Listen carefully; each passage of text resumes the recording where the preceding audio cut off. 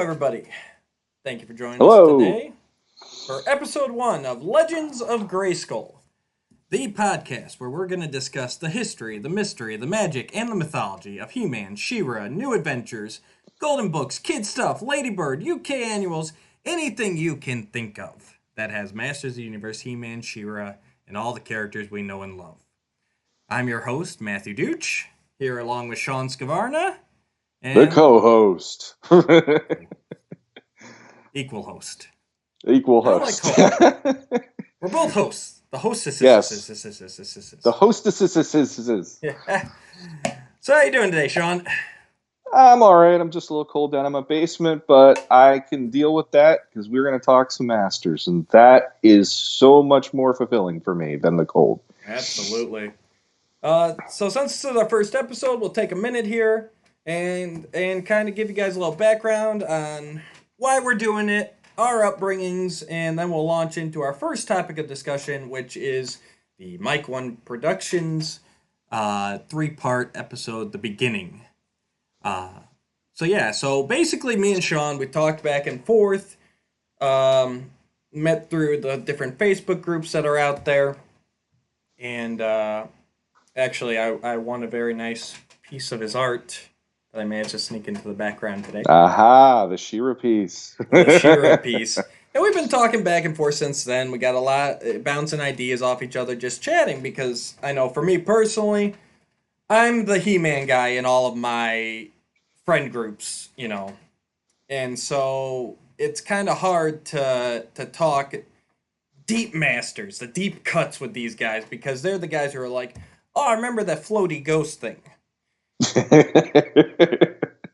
And so it's nice with the Facebook groups and all the technology we had today to be able to meet guys like Sean, who was, correct me if I'm wrong, but you were probably the He-Man guy in your friend group. Oh, I still am. My friends, we can sit and talk Marvel movies. We can talk comic books.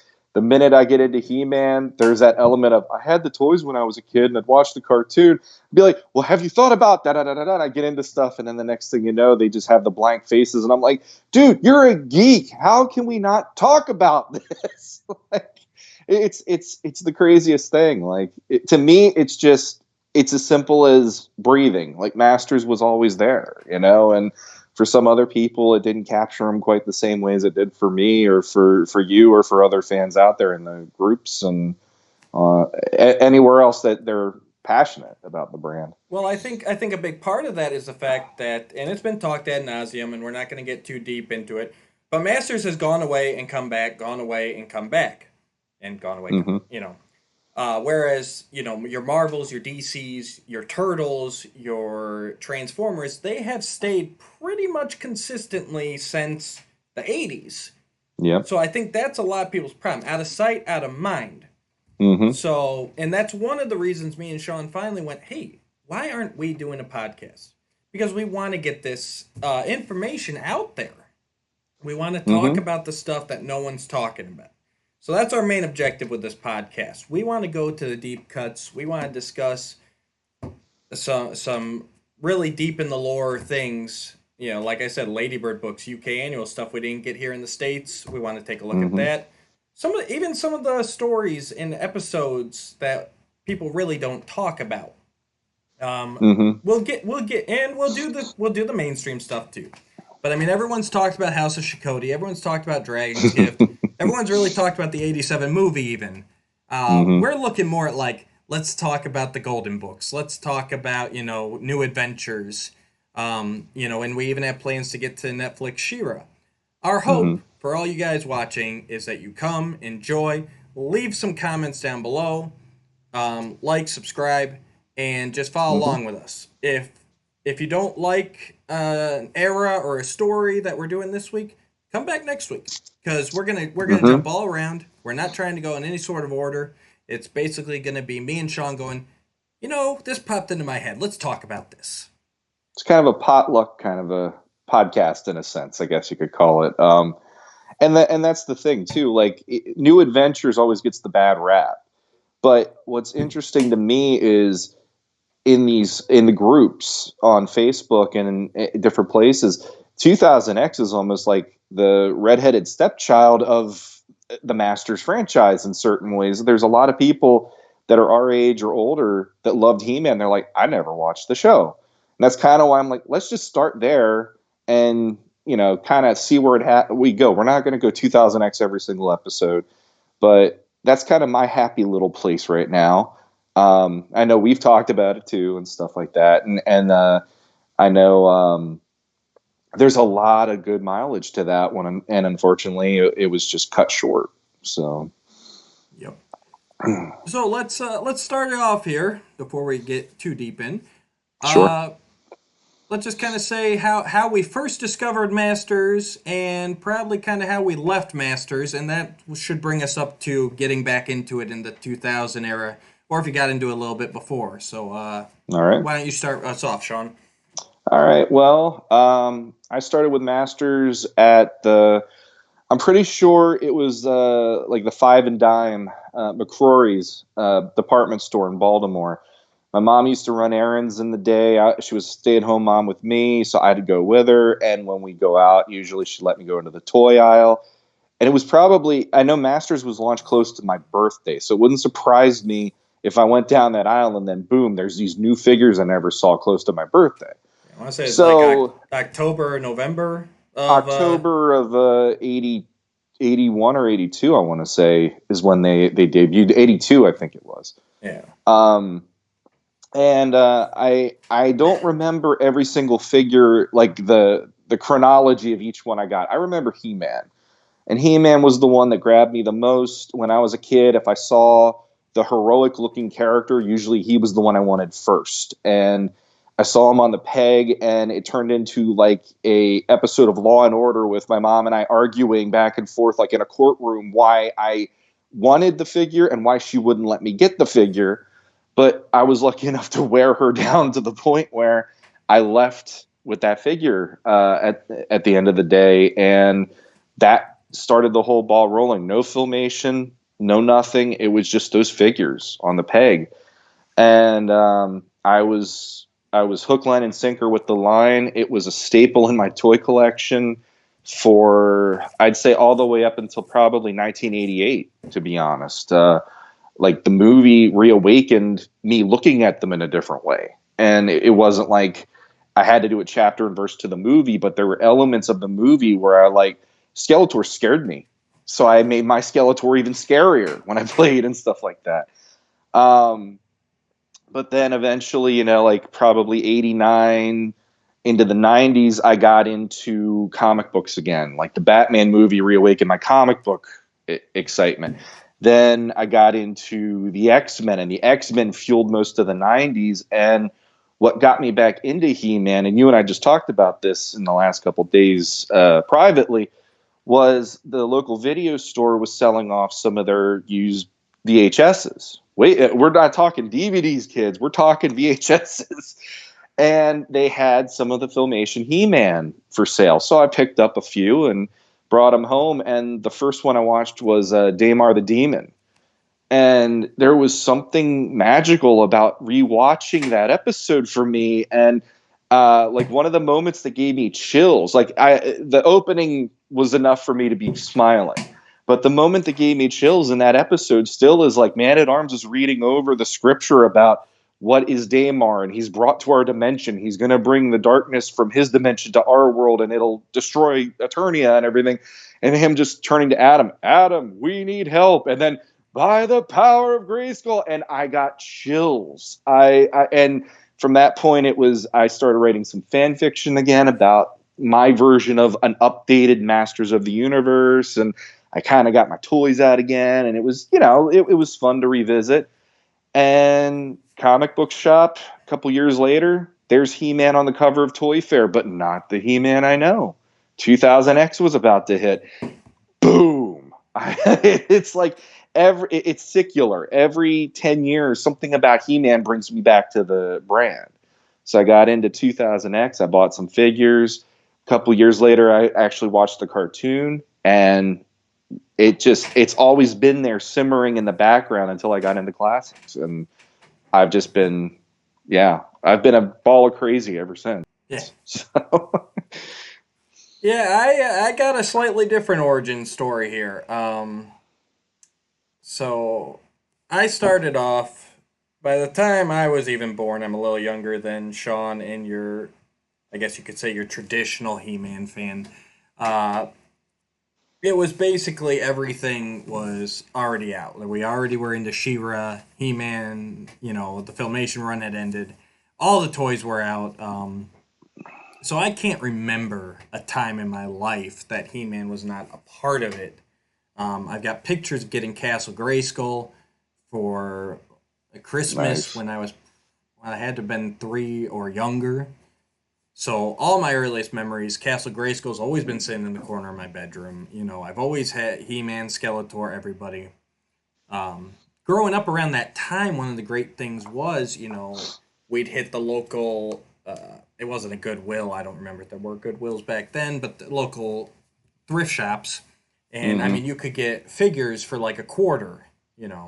Vehicles were Nice. like a couple bucks. And I actually remember one time with my mom at the thrift store, and I could either get Wind Raider or I could get like 3 figures. And I don't remember all which 3 they were. I remember one for sure was Manny Faces. And Nice. and of course I picked the 3 figures. Mm-hmm. But then I never owned a Wind Raider as a kid. But Ah.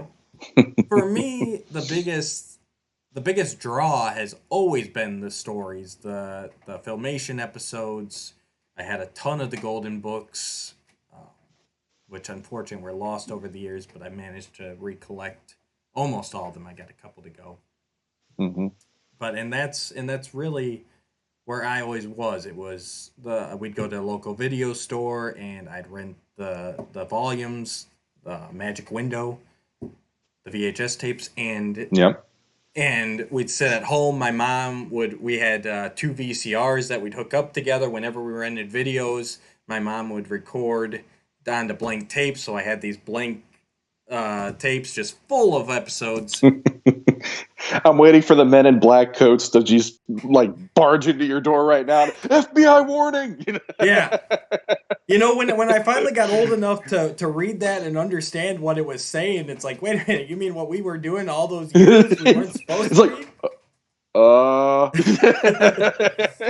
Because that's what they always did. And then they like a little tangent, but like movies and stuff. Late in later years when we got cable and they had like the free movie weekends, like Yeah. HBO and stuff. Like that same thing. They pop in a blank tape, and so we'd have this whole block of like 4 or 5 movies just randomly because they just show random movies, and it's just like the whole HBO weekend block on VHS. Hey, that was the beauty of growing up in the 80s. I mean, I couldn't tell you how many VHS tapes that we had where it was just, here's all this stuff all over the place. And yeah, and I'd revisit them all the time because it's like, hey, how cool is that? So I get it. Oh, absolutely. And honestly, looking back now, like I didn't think of it at the time. Nothing, money didn't mean anything, but those VHS tapes were pretty expensive back in the day, especially in 1980s money. Because you see those store displays floating around eBay and that now, and most of them say 24.99 or 29.99. Hmm. Yeah, but you have to also remember back in those days, the typical VHS to get the movies, like the rentals, those were over $100 a pop for one of those. So in a sense, it's like, I'd rather pay $30 and get like a 3 pack or a 5 pack. I Yeah. forget how many there were.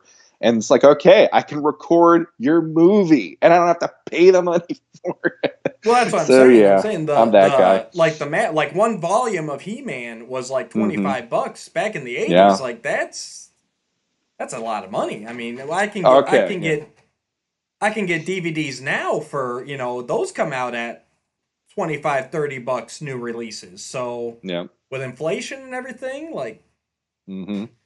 but anyways, we're getting on tangents. Yep. So, yeah, I grew up always being around He-Man. Obviously, as I grew up, Ninja Turtles came in, Power Rangers came in, Girls came in, and it was probably around middle school, probably like 7th, 8th grade, sort like pretty close to high school. Like I was homesick one day, and nothing was on TV. The usual game shows, Facts of Life, whatever was rerunning, and I just wasn't feeling it. I just wanted to pop something in just to maybe take my mind off how I was feeling, drift off to sleep a little bit. And so I was going to the blank VHSs, open up the cabinet and see what we got. And just one of the things that, and all mine simply said He-Man on the side. And I just popped it in and, I'm like, oh, I haven't watched this in a long time. And of course, I never really gotten away from, I've always been a nerd. So I was still into Spider-Man. I was still into the X-Men, all that. I was getting into comics. Mm-hmm. So it wasn't like just coming back from cold turkey. I've always been drawn to the fantasy elements, the superhero stuff, and it's just what I enjoy. I love these fantasy worlds. So I popped that in, and just like the rest of the day, I burned through that whole VHS, and I probably did at least one more. And by the weekend, I'd like caught back through like everything I had recorded, and it was just this reawakening. Same thing. I still had my toys tucked away in a box Mm-hmm. or something. I pulled them out. I started displaying them. I set Castle Grayskull and Snake Mountain back up, and it was just like. And at that point, I'm going, well, why did I walk away from this for so long? Because no matter what, same thing. It always comes back to Masters for me. I Mm-hmm. dabble in other stuff, but the heart and soul is this line has just clicked with me throughout all these years. It's some of my earliest memories. Great fantasy. Been through tough times, and it just gives me an escape and some joy because these stories are so good. There's so much potential now with all the stories that have been told. I mean, and we're just talking like classic era Masters of the Universe. You're talking dozens of books, dozens of comics. You're talking 130 episodes, a movie, you know, newspaper strips that I never even knew about until actually probably about 5 years ago now. Same here. Uh, and that's the thing, you just keep digging deeper and deeper. I mean, I mentioned to you over Mm-hmm. Christmas here, I got the Character Guide in the World Compendium. Mm-hmm. And my God, that book, like, there's just so much information in there. And so, I mean, they got, and every country did their own thing too. So there's stuff we never would have known about from back Mm-hmm. in the day, you know? Yeah. So, and that's what keeps bringing me back. There's just so much potential there. Um, Shortly after I rediscovered my VHSs, that's when the commemorative series came out, where they re-released classic figures. I bought a bunch of those, and then right thereafter, we got the 2000X. 2000X. So why don't you go ahead and tell us about? So you saw that toy fair, Mm-hmm. and then so you went out immediately and bought all the figures and loved the cartoon immediately, right? What happened actually was I found the Toy Fair issue, and I was in the comic shop. I would go in there weekly, check out the new stuff. And when that issue hit, I remember like jumping and grabbing it off the shelf because I was like, what? They're bringing back Masters. Like, what's this all about? And the look of He-Man on that cover was so more influenced by that time period that I'm like, I don't know if I'm okay with the look, but I got to see what they're going to do because I've never ever seen a toy line that made me get that excited in my life. But this, every time, it's like I think part of the appeal of Masters, just in general, is it's the first thing I ever discovered on my own when I was a kid, and there's like a freedom to that of saying I learned about this, I discovered that this is for me. My mom introduced me to all the other things that I love, like Superman, Batman, Spider-Man, things like that, the superheroes in the comic books, Zorro, stuff like that. But He-Man and Masters, that was mine. So there's always like, I'm always happy to see something new. I'm always happy that something else is happening other than what I grew up with, because then it shows there is a longevity. And so I picked it up. I have it upstairs somewhere or down in the basement here somewhere. I still have unpacking to do after how long now, but I know it's here somewhere. And I read that thing cover to cover, just all about the master stuff, because I couldn't get over seeing the designs of the Skeletor design made me just sit there with my jaw dropped to the floor. Like, that was Skeletor the way that I always saw him.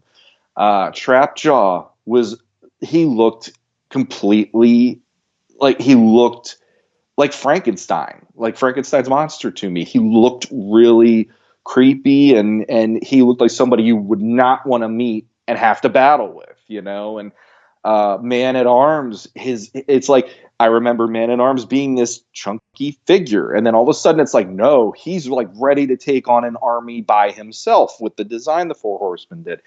So in my head, I kept thinking, this is going to be too expensive for me to buy. They're never going to release these the mass market and all this stuff.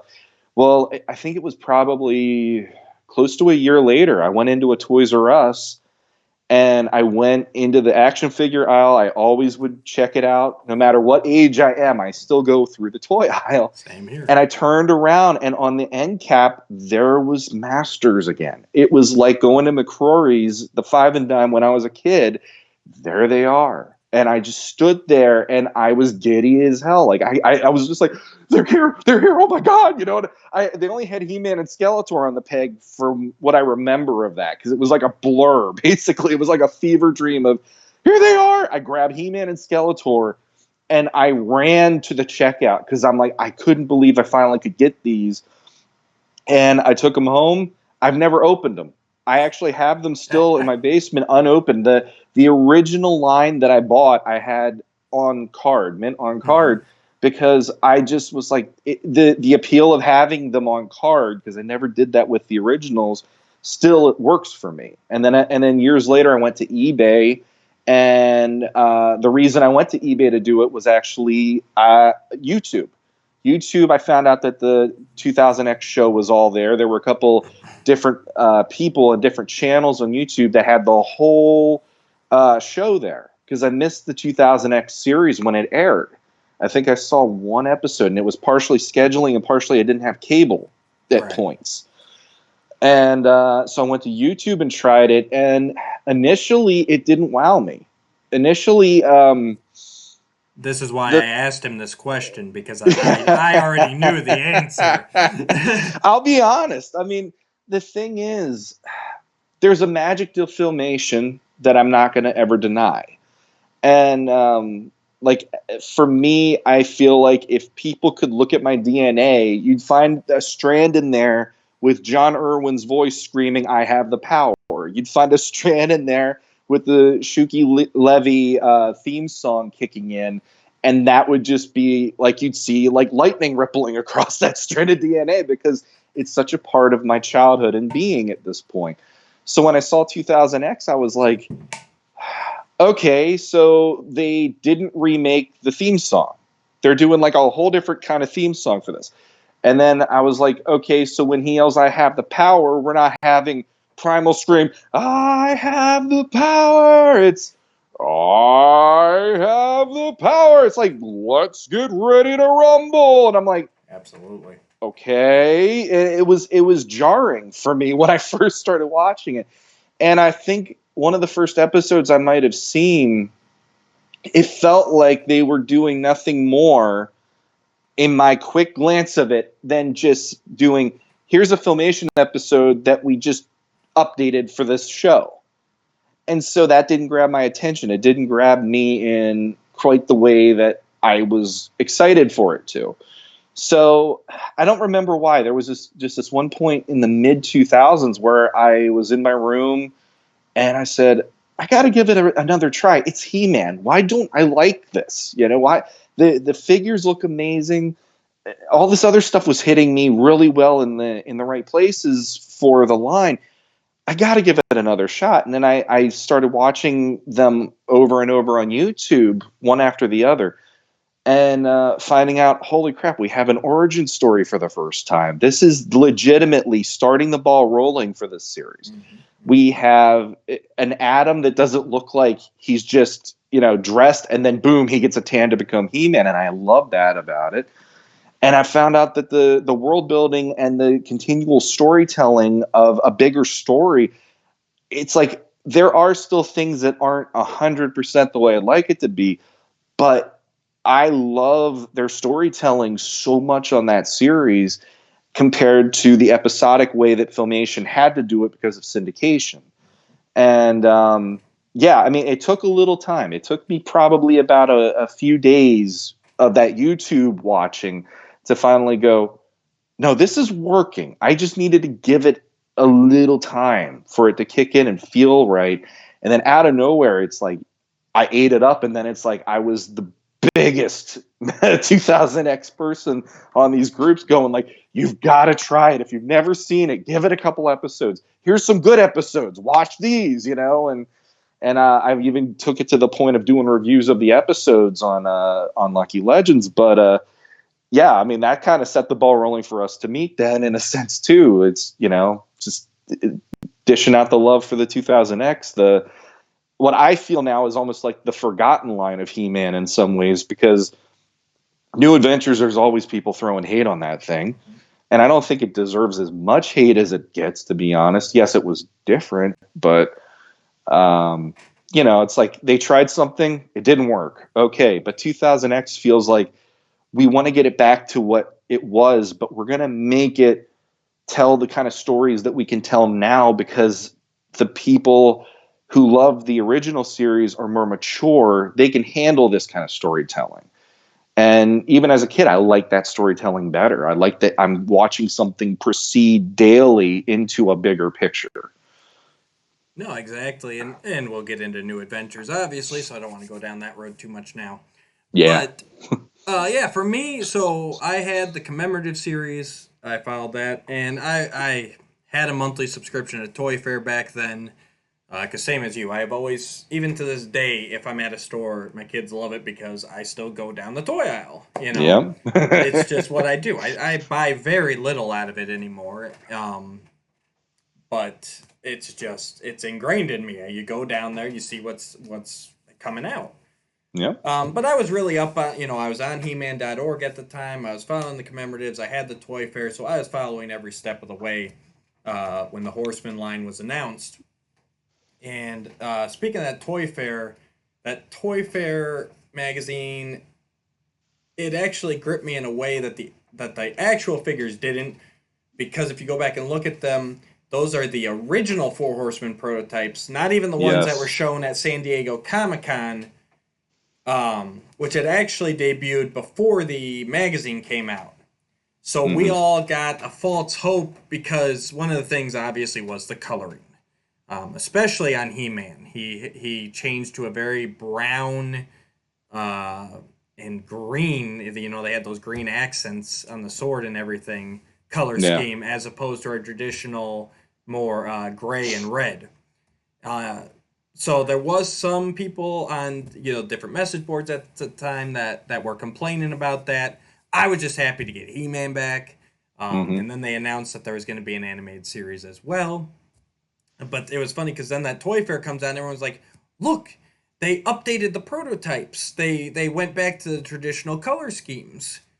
And then it turns out, no, that was actually what the Horsemen did first. And then Mattel did the ones that we saw, and the ones that we saw at San Diego Comic-Con ended up being what was released.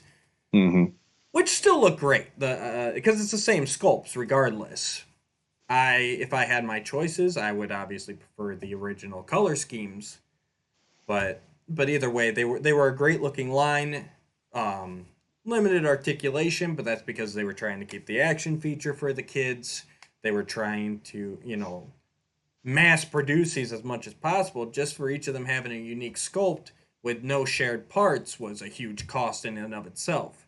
So if you were going to add an extreme articulation on top of that, something they couldn't do.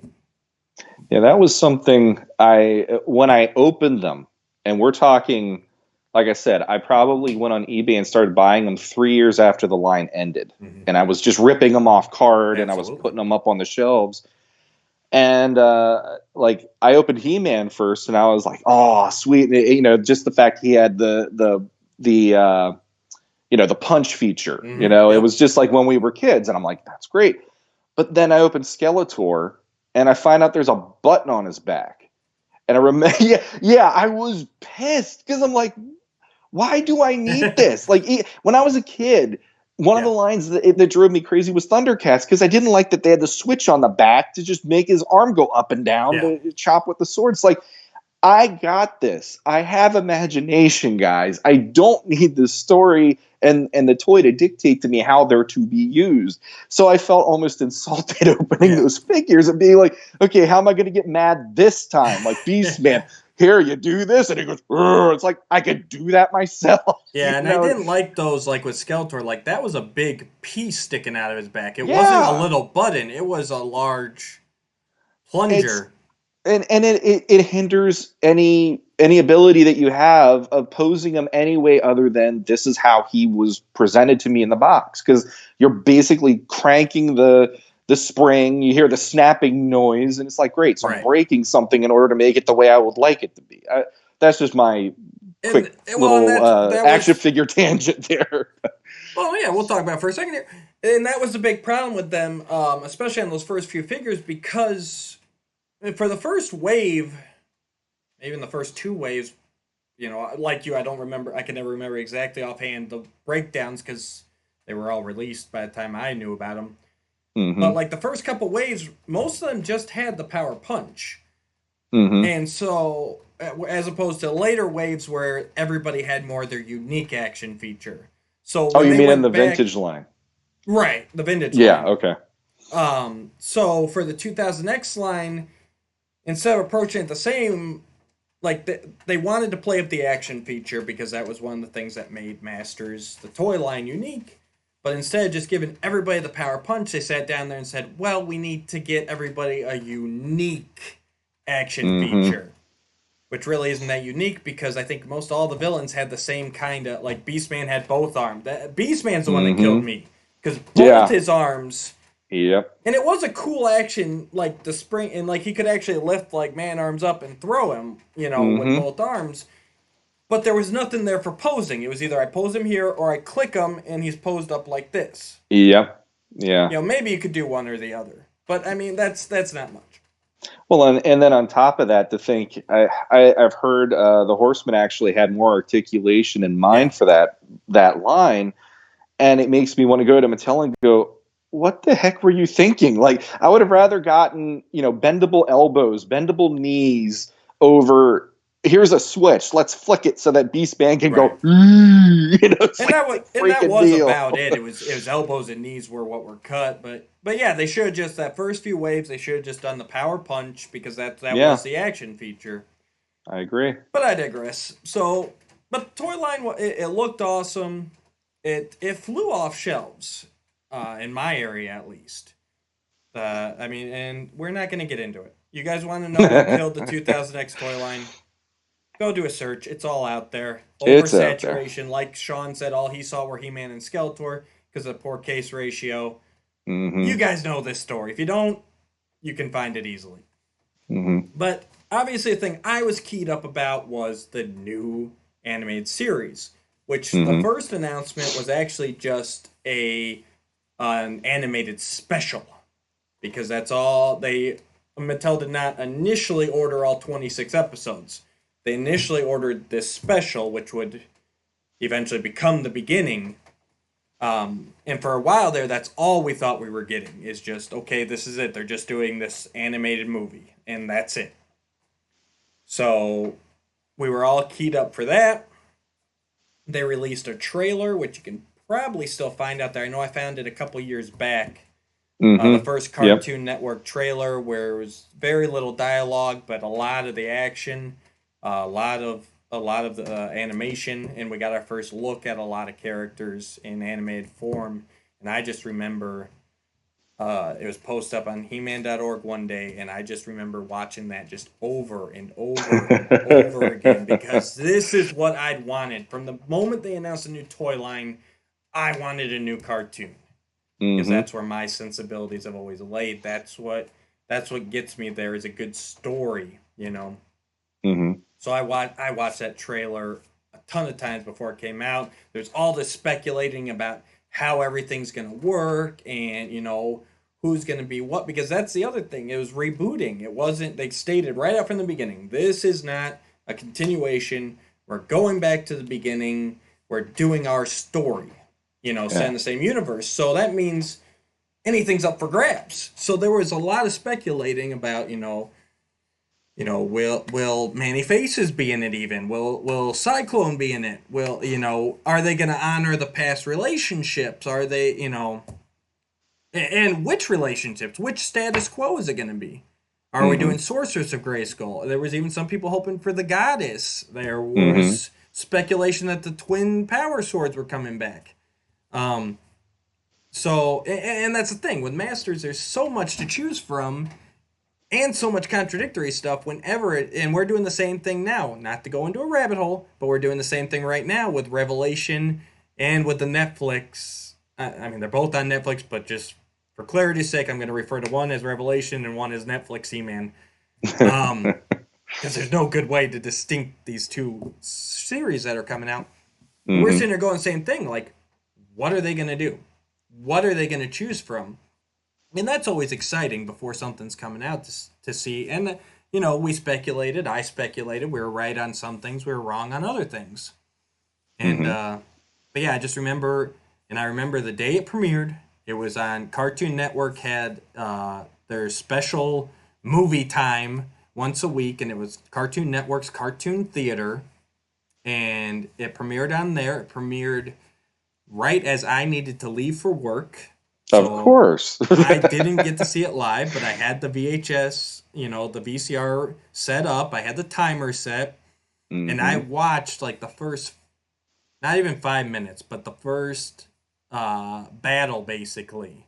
Mm-hmm. Because it was a movie. It wasn't the 3 episodes. It was edited slightly that we found out once the 3 episodes aired, and there was no intro. It panned in on Eternia and it had the He-Man logo. Mm-hmm. And I remember watching that first 5 minutes, basically up to the point where Skeletor gets the acid reflected back at him. I'm like, shit, I gotta go to work. But from that moment, I was hooked. And Sure. I'm trying to remember exactly. I don't think we saw anybody new at that point. But it was also exciting because there were like 2 waves that they'd shown the prototypes for, but they included more characters in the whole beginning episodes, which was also exciting because for a while there we were all afraid like, okay, it's only going to be the characters that have been released in toy form up till now because um another tangent here. I'm not trying to go too deep down.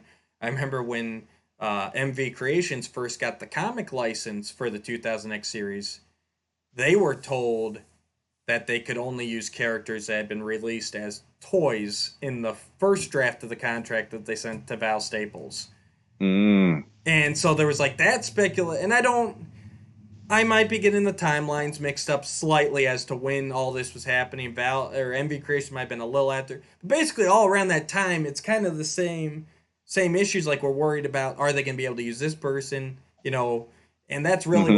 when all the filmation rights like really came to light about who really owns all that classic characters and library and everything.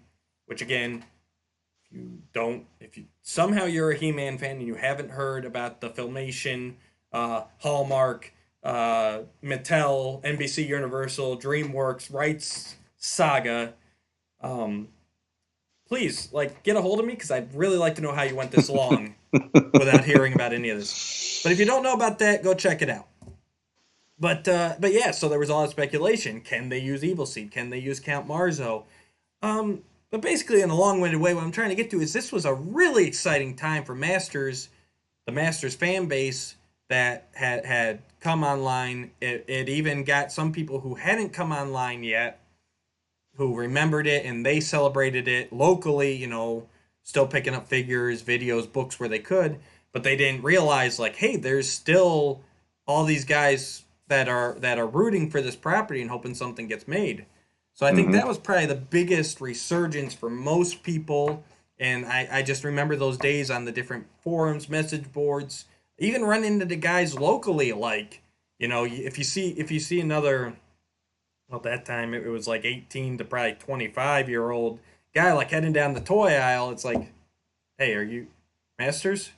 It's like, yeah, you know. Yep. And then you try and race past him so that you could get there first. But Yeah, of course. Yeah. but yeah, it's just, and I rewatched it last night for the first time, probably about a year. I've really sat down and just gone through it. A lot of it held up. Some of it I liked better then. Some of it I like better now. But Hmm. the whole era, I think, like you said, so for some reason it also fell off the grid quickly. Uh, and I think most of that has to do with the fact that you don't see it anywhere. It's not. It's never been on Netflix. It's never been Yeah. on Tubi. It's never been on YouTube in an official capacity. Hmm. It is. It's kind of that series that got left behind somehow. Yeah. And it's not fair, in my opinion. I mean, I know how many fans there are out there. I don't have numbers, but I know there's fans who's just Filmation all the way, and that's fine. There's nothing wrong with that. But to me, it's like this was another avenue that was taken to make the brand revitalized. Mhm. And I mean, I'll be honest. I'm one of those people where if something comes in to refresh an idea I had of something, 9 out of 10 times, depending what that is, I will embrace it because it might have something new that I didn't even think of. And this show went out of its way as you go into it to actually give you refreshers, give you explanations to why somebody is the way they are, but then also add to the mythology behind the overall idea of what Eternia is, and the different races in Eternia, the different kinds of ancient artifacts in Eternia and stuff like that, and how they played key roles in the story. And for me, I loved the mini comics as a kid. I loved Filmation as a kid. I mean, like I said, the transformation sequence, the theme song of that is just it's a part of me, and just by default, just boom. Mhm. Those things are key.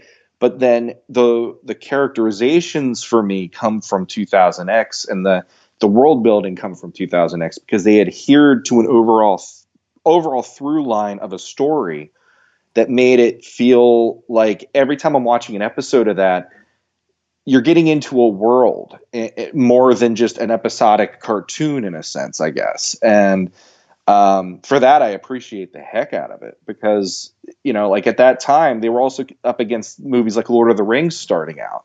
Lord of the Rings was only like the year before that with the Fellowship of the Ring starting. And then boom, 2002 hit, and I appreciated that because I wasn't a big Lord of the Rings guy, but I went to the movie theater and I was blown away by how immersed I got into that world. And then here's He-Man going, "Hey, remember Yeah. me? I got something going on over here." And then I'm like, "Well, okay, this is great." And it's funny too because I think that kind of primed the pump too because you know, we reached a moment there where Lord of the Rings started coming out, even the Spider-Man started coming out, Yeah. the first Hmm. movie, and we kind of got into this not quite like it is nowadays where all this stuff is readily accepted, which I never thought we'd see the day of. I never thought we'd see the day where the Marvel movies and even the DC to some extent, like they're water cooler talk. I got guys that are at work that are old enough to be my dad that are sitting there talking. Oh, did you see that new Captain America? I really like this and that. I mean, and I never thought it would get this far, but that Hmm. era that we hit in the early 2000s was nice too, where for the first time I felt like I could talk about it freely. It started Hmm. becoming accepted where it's like, everyone's talking about Lord of the Rings, and then they're like, and then I'm talking about He-Man, and they're like, "Oh, that's lame." I'm like, "Well, why? We got Yeah. elves, we got battles, we got swords, we got all this. That oh, really? Like I didn't." And then you take it and you add in Hmm. the technology. Not only do I have the swords and the spears and the magic, but we're riding, technological tanks into battle and firing laser beams and all that too. So Hmm. it kind of all coalesced nicely there. And for that moment, like all those guys I said, like I was the He-Man guy, all my close friend group at the time, they started watching it. They watched the Hmm. Mike Young with me because that's what we all hung out most days anyways. And that's what I was doing on Fridays, Saturdays, wherever they moved it to that week. I'm like, well, I'm watching this. and they caught the beginning, and they're like, you know what, that was pretty good, and then they Mm-hmm. followed along. They even enjoyed some parts of it more than me because they weren't as invested, whereas I'm going, that's not Filmation. They're going like, well, that's pretty cool, you know. And Yeah. for the Yeah. most part, I accepted. I was able to leave aside most of my biases for the series, especially back then, because I was just so excited to get something Mm-hmm. new. I was also accepting. I probably have more gripes nowadays as I look back and go, but they could have done this better. Yeah. Um, but for the time period, and right around that time, you had another Transformers premiering. You had that was it 4 Kids, I think, that did the Turtles of that Yeah, time. the Turtles came out like another year later, if I remember right, and Yeah, I was that like, was like it was like, hey, everything from my childhood is now it's back in my face yep. again, like it never ended, But I know, right? I know it was while I was still going because I remember it was like one end of the toy aisle I had the 2000X, and then the other end was the new Mikey, Raph, and Don and Leo. Mm-hmm. So and honestly, at the time, um, the my friends they liked. I mean, obviously, we all grew up on Turtles and all that. Out of all the cartoons, even they would admit they're like He Man's the best, and that's not me being facetious. That's not me being cocky. They literally told me at the time because that the Transformers was the one with all the mini cons, and it had like a very Pokemon feel. Like there was a bunch of there. Yeah. They had like 3 kids that were in every episode, and they were trying to collect all the mini cons. And I'm trying to remember the sub. Was it? I can't remember the sub line. It was Transformers something. Collect them all. Yeah. That's gonna bug me now. You know how I am when I can't think of something. But yeah, We'll just say it wasn't up to the standard that we grew up with. yeah. I mean, they were good shows, and we watched all of them. We watched. Well, I didn't really watch the Turtles that much because I didn't care, and even to this day, I think it's one of the weaker series. It got better as it went along, Hmm. but it was weak to me. But my point is, even these guys who weren't the He-Man guy were sitting there going, "Well, that's out of all these revived properties, they got it the best. They got it. They got it where." They were able to appease the majority of us classic fans. They were able to bring in new fans. And I know I said Yeah. this to you privately. I'd really like to hear if you were a kid at this time and you got into this is your He-Man. I'd really like to hear from you because I just have a feeling there's got to be a group of collectors out there who are brought in by this. It's probably not very big because as far as longevity, it was a blip on the radar. The Transformers and the Turtles at that time lasted longer. Hmm. Um, but I think that kind of goes to show, once again, we're not going to get too in depth into that discussion, but it just goes to show that there were other forces at work here that kind of dictated the fate of this line, unfortunately. Yeah. And it is really surprising still, not to harp on it, that Mattel, that's the other thing. Mattel owns the 2000X series hook, line, and sinker. They did not give up the entertainment rights like they did with the Filmation and the classic stuff. Hmm. So it still boggles the mind why they're not pushing this. Why wouldn't you throw this out on Netflix? Why wouldn't you throw this out on YouTube? Why wouldn't you be pumping out a DVD set every 2 years? Just throwing it out. I mean, at this point, you could throw it in that $5 bin, you know, complete series or 2 volumes and basically just make money off it at this point because you've long since paid for it all. I've grown to the assumption, not being on the inside at Mattel, but I grew to the assumption that Mattel is the sort of a company where they look at their past wins, their Mm-hmm. past achievements, and if something doesn't live up to that the way that in their business model it should, they don't want to even deal with it anymore, and they sweep it under the Exactly. rug. And 2000X, I I mean, there's I'm sure there's a multiple excuse or reasons or whatever of why it didn't work, but they just look at it as it just didn't work, Right. and they don't want to revisit it. And that's why, like, even in the classics line, there's certain little nods to that, but they're not going to go and focus on that in like a whole subline of stuff the way the Filmation is, because they don't look at it as, well, that wasn't viable then. Why are we going to go back to something that we didn't break in $1 billion that year because kids were, enthused that this line was back out and everything. And you've hit the nail on the head. And I think Classics is what finally stuck the final nail in the coffin. Because they started off the Classics line with King Grayskull, which is a very 2000X concept. Yeah. Divisive, too. Yeah. Very divisive character. And I know we'll get into that in the future. We will. I'm just starting the ball rolling on that concept. That's all. But so they started off, and actually, tangents here. God, we may go this whole episode without actually getting into the beginning at all. That's why we have the beginning, though. We need to get to the beginning in order to finish the episode. I think this will help everyone kind of get our characters and our thoughts on everything. Yep. But so for Classics, quick tangent, they started off with King Grayskull, which actually originally that was going to be released in the 2000X style. And it was going to be an actual figure. 2000X style.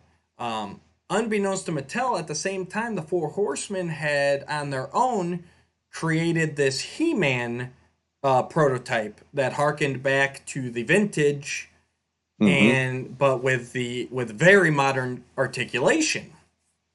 And honestly, thinking back in my mind, it's probably closer to what the Origins look like now, their original prototype, but... So Mattel was already planning on doing this King Grayskull last figure in 2000X line. They show up with this prototype of basically the vintage-looking He-Man with modern articulation, and they went, well, wait a minute. Why, instead of doing a final figure, what if we do a first figure? And they kind of merged the two, upgraded the body, got the more... Because the original prototype was much more vintage, much more squatty. And then the Classics line was born. And we'll probably have to do... I know we said that our format's going to be the books and the stories, but we'll probably have to do an action figure episode. Maybe at least one where we kind of just dive deep into this, because it is toys are an integral part of Masters. Yep. But the point I'm trying to get across here to loop the nail in the coffin is... So it started off with 2000X figure. They went along. There wasn't very many nods after that to 2000X until they got to Whiplash, where they ended up including... It was in the first full year. I'm pretty sure it's the first full year of Classics, because the first year was like kind of just like 3 or 4 figures released at the end of the year. And they got to that Whiplash, and that was the first time they included a straight 2000X head. He had the vintage head, and he had the 2000X head. And it's funny because everybody loved it. Everybody loved it. The problem is that was kind of snuck in under the radar. So they done characters. I'm pretty sure they either did Count Marzo already, or they teased at it. So maybe this was second year. My timeline's all messed up. The toys I can't retain as much. I'm better with the stories, But regardless, basically what happened was everyone was like, well, why haven't we gotten a 2000X head with every figure? And they were starting petitions, they were clamoring, and all the buzz, it was all positive. But Mattel, they're sitting there going, somehow the upper, and I'm going on stories here, but this is the stories I was told at the time, somehow upper management heard about all this. And they're like, why are people asking for 2000X heads? And they're like, well, we included in the Whiplash. And they go, well, why'd you do that? And after that, it came down no 2000X influences. No influences, but no straight. Like, you could take a character like Count Marzo or Evil Seed, and you could introduce them as classic figures, sporting their looks from 2000X. But you couldn't do a straight variant.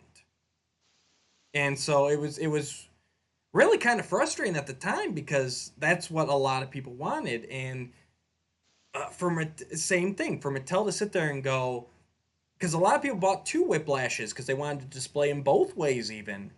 So Mm-hmm. for Mattel to take that and all they focus on is, well, 2000X was a failure. We don't want to promote that. And that's exactly what it came down to, according to the reports and interviews and everything else, is they viewed it a failure and they wanted nothing to do with it anymore. And luckily down the line they relented up a little bit, and that's when we finally got the Heads of Eternia accessory pack, which was supposed Yeah. to be like that Grizzlor and the Cyclone. They were supposed to be released with the figures. That's how the Horsemen had planned it, Mm-hmm. but I digress. But yes, I think that's exactly right. Is they viewed it as a failure, so why do we want to promote it anymore? And it's Yeah. that short-sightedness that has made, looping back to an earlier point I made probably about an hour ago, it's that short-sightedness that has caused He-Man to disappear for these large gaps of time. And Yeah. and that's what's caused the smaller fan base. I don't think it's people say that, well, the story's not as good, whatever, the figures aren't as good. No, you're wrong. For the time periods, the figures were good, the stories were good. You go back to those time periods, you know, and they did everything they could. I had non He-Man guys watching He-Man, loving it, talking about it. It was good. Mm-hmm. I have spoken. Yeah.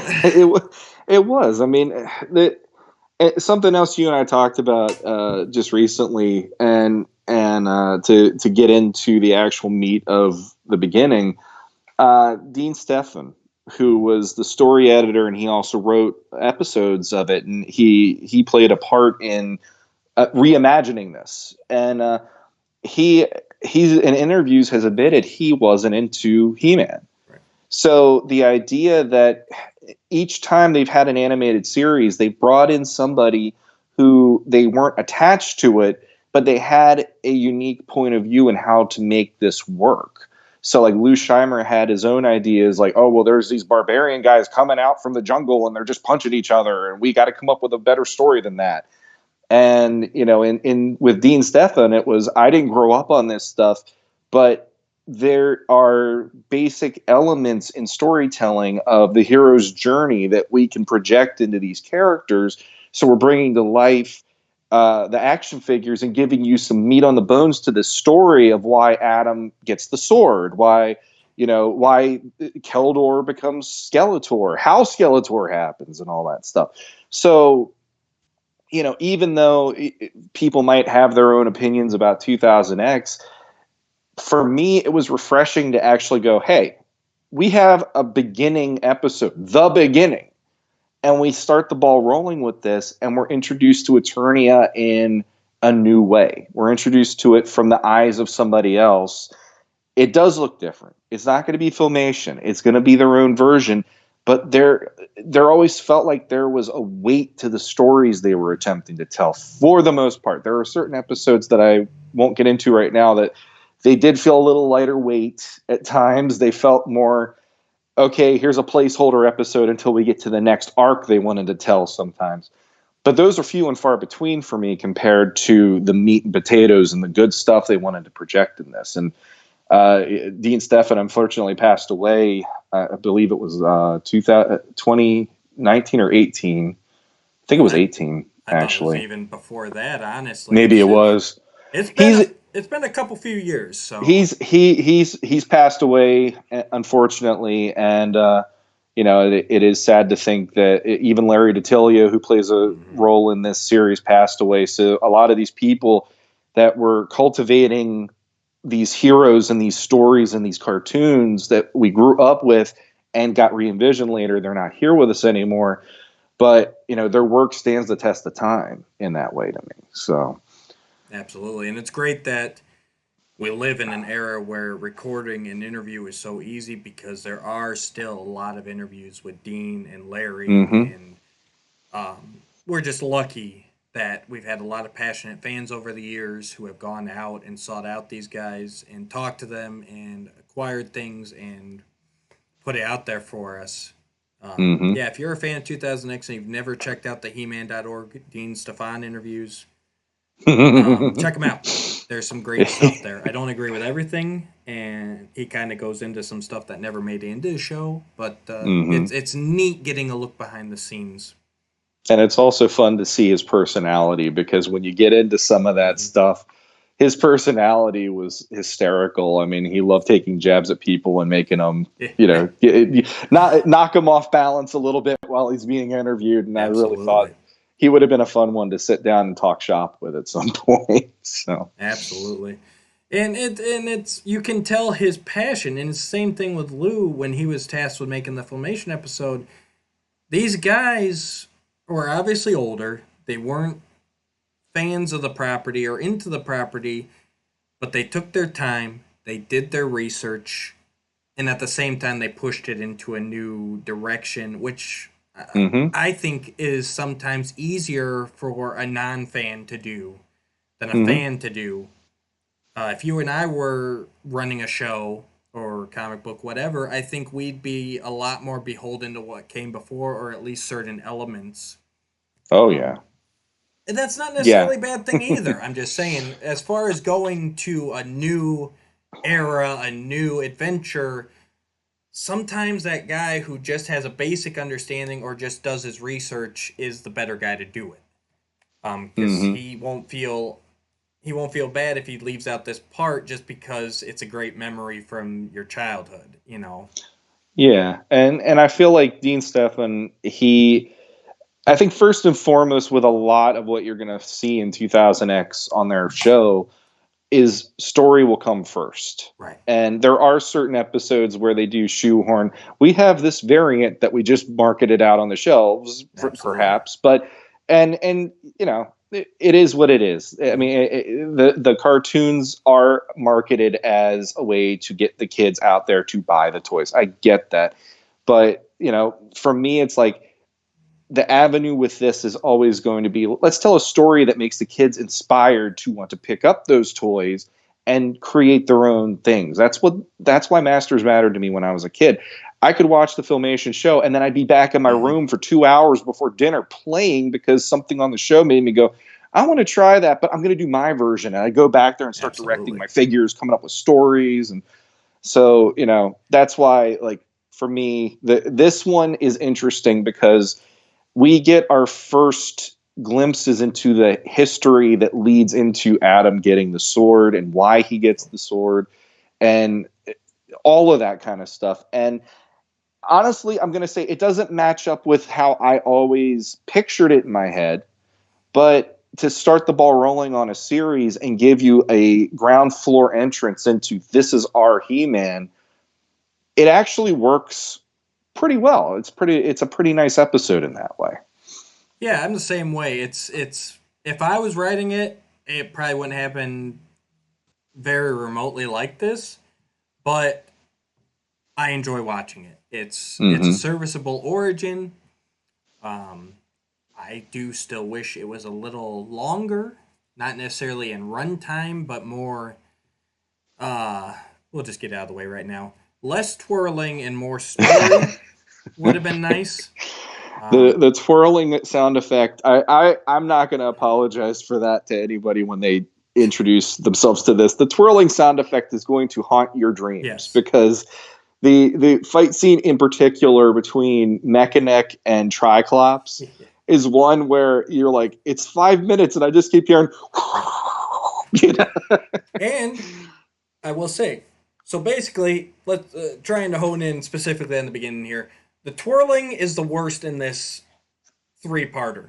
If you can Yep. get past here, it degrades after this. And I will tell you why it is so horrible. Well, number one, anime, was just starting to get really big here in America.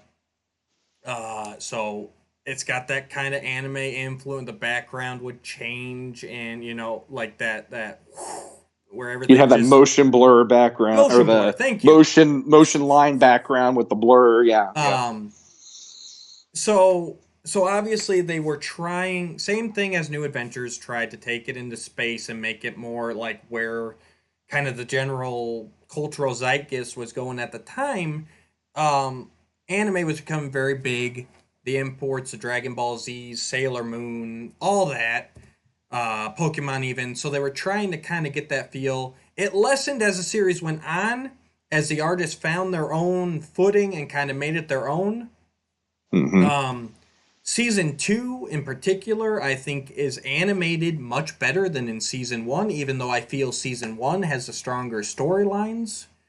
Agreed with that. Yes. But it's just one of those things. And even going back to Filmation, the She-Ra series is animated so much better, so much tighter and neater than the He-Man series was, especially in the first season of He-Man. Mm-hmm. It just how these shows go. It's and Yeah. here I am talking about art. I got the artist over here, but it's just how these shows go. These artists have to find the feel of these characters, the feel of the show. So yes, it's very weapon twirly. Mm-hmm. That's the anime influence for the fight scenes. The one thing that I heard real quick is on another podcast they interviewed or they sent a question out to one of the writers There you go. Yep, who this is were exactly where I'm going with it. Take it, Sean. okay, well Christy, I think it was Christy Marks, Yep. she helped write the Buzz Off's Pride episode of 2000X, which is a season 1 episode. Mm-hmm. And apparently it was handed down from Mattel to make it have an anime influence, but they didn't say what exactly that meant to them. And they didn't mean it to be anime as the style of the look of the series.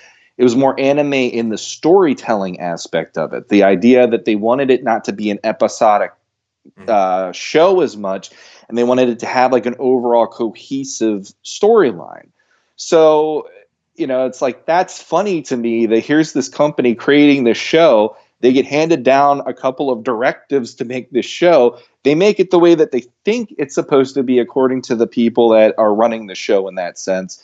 And it turns out, no, you didn't even do it the way that we were thinking of it. We were okay if you make it look more Americanized, maybe with the look of it. Mm-hmm. It was the storytelling aspect. But I'll say, in all honesty, though, like I never equated He-Man to be an anime series, Mm-hmm. but I actually enjoyed the fact that 2000X, them going that direction, made the action turn into something pretty impressive looking.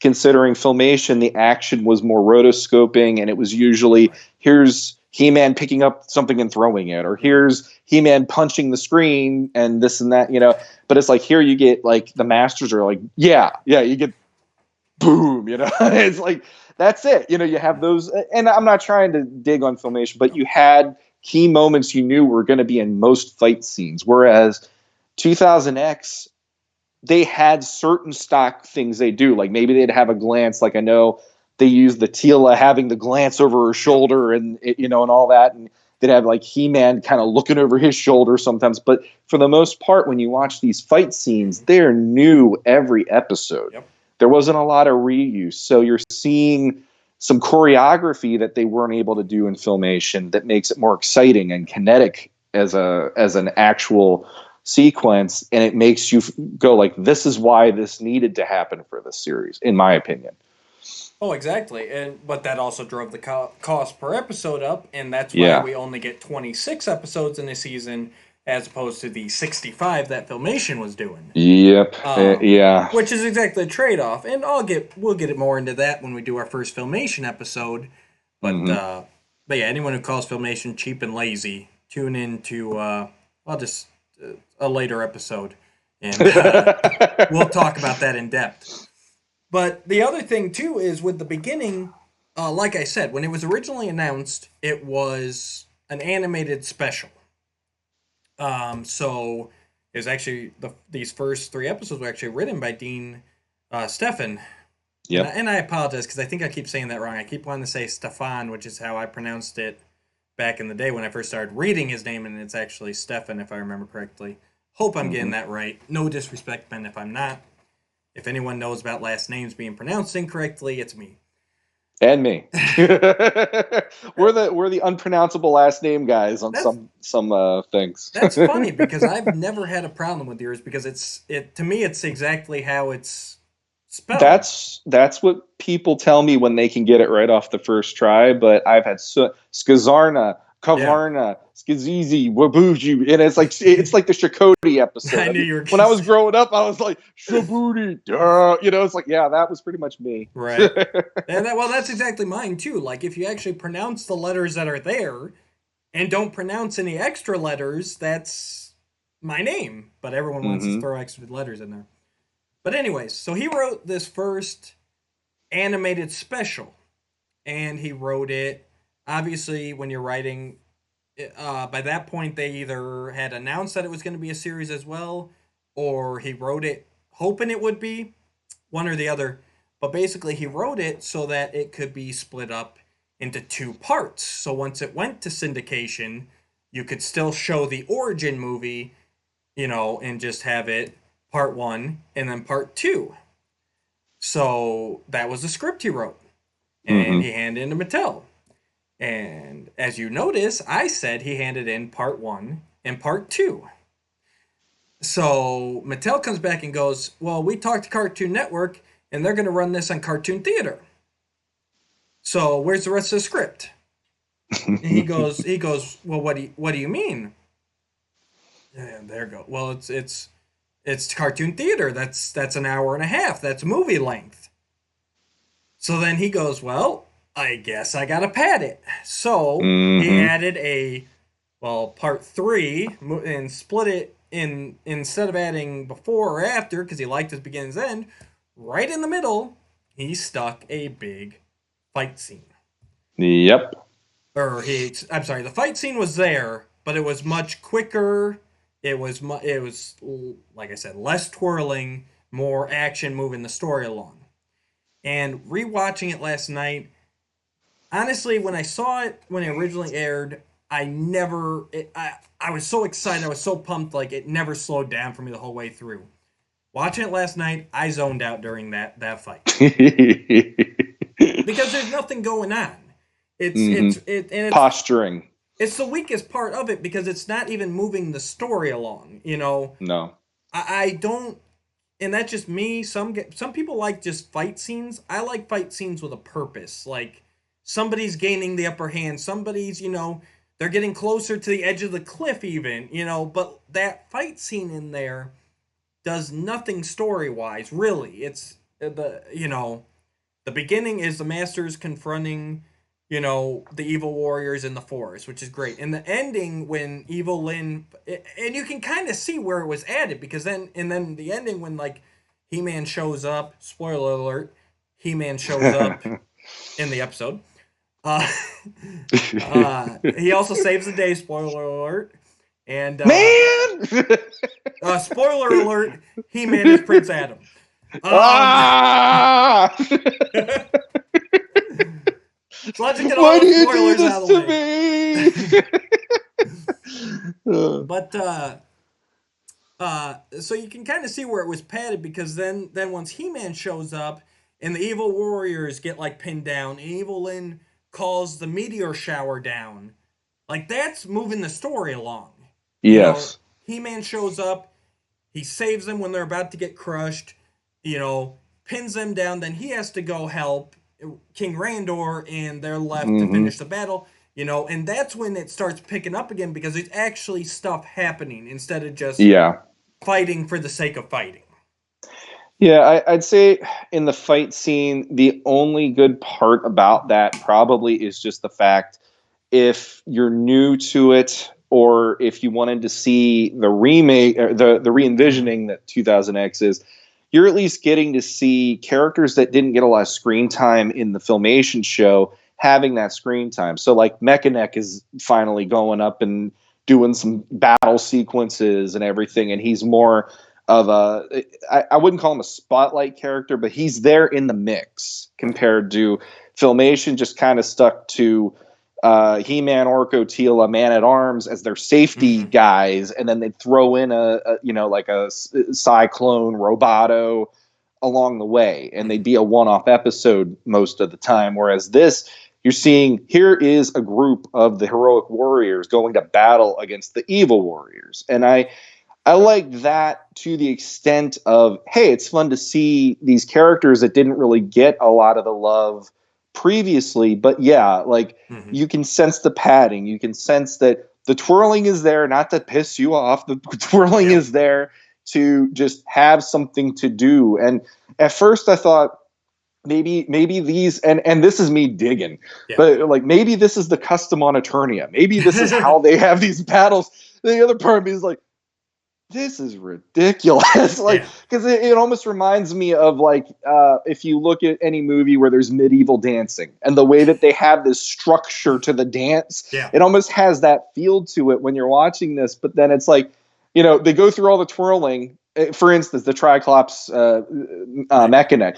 They're doing all the twirling, and then he throws his club up in the air and he just butts him with his head because he's got the neck attachment. It's like, did that take so long? Like, how did that need to take 5 minutes of screen time?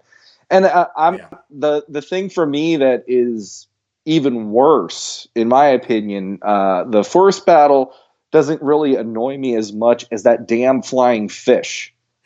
That thing with Tila and Man-at-Arms. Fish. I hate that part because there's something like, okay, number one, the idea of that, and here I'm bringing back everything else we've been talking about most of this week. It reminds me of Unicron and Transformers the movie, and I remember even as a kid going, I don't want to see the digestive tract of a robot, you know, like that was weird enough. The whole, okay, these clips, we're gonna drop the robots into the vats of acid so they can be digested and all. And it's like, here we are inside of this big fish and he's in the digestive juices and he's trying to figure a way, and it annoyed me too because the merman voice in this series I really wasn't thrilled with.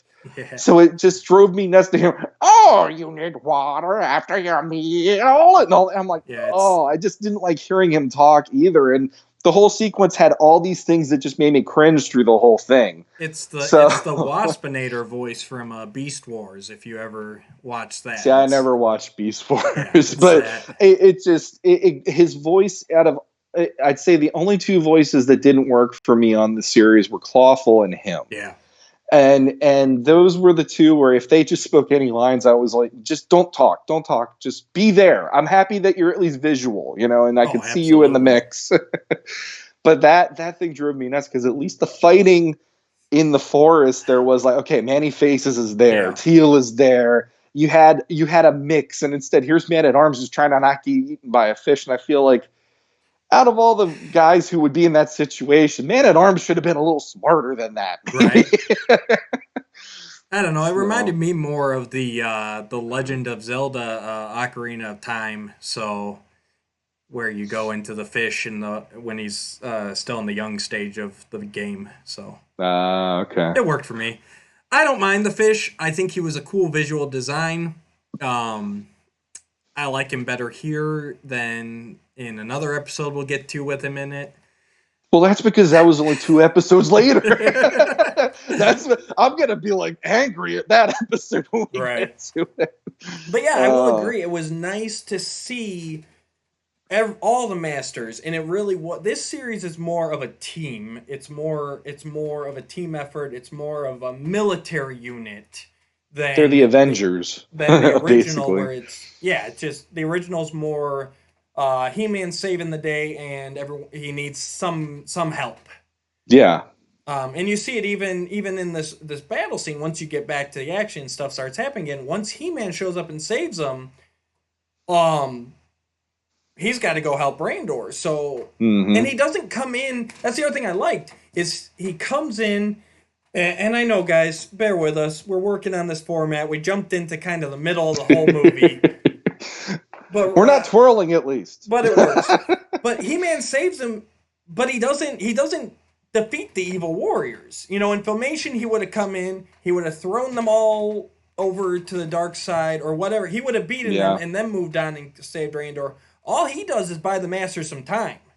He saves them from the meteor shower, and then he's like, okay, guys, like, Skeletor's going to kill the king. He's not going to wait for me to help you guys, so I got to go do that. You guys handle them, all right? Well, and on that note too, just because you went there, I'll just say this really quick. You also in that speech have one of the lines that make fans pissed because up until this show, it was never defined what it meant to be Wait, masters of the universe. wait. Oh, okay, all right. Well, from what I remember, there wasn't any definition. Let's put it that way. There was some references.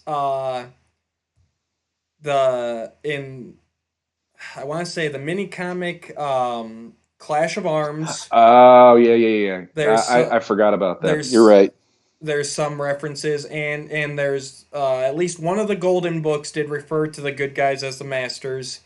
So And Filmation has that not used intro where, and so that doesn't count, it doesn't but it count. was referenced at least in the intro, the old intro, where He-Man called them the evil masters of the universe when he referred to Skeletor's group, at Yes, least. for But doesn't Filmation, count. it was going to be the evil warriors. They were going Yeah, to be the masters of the universe.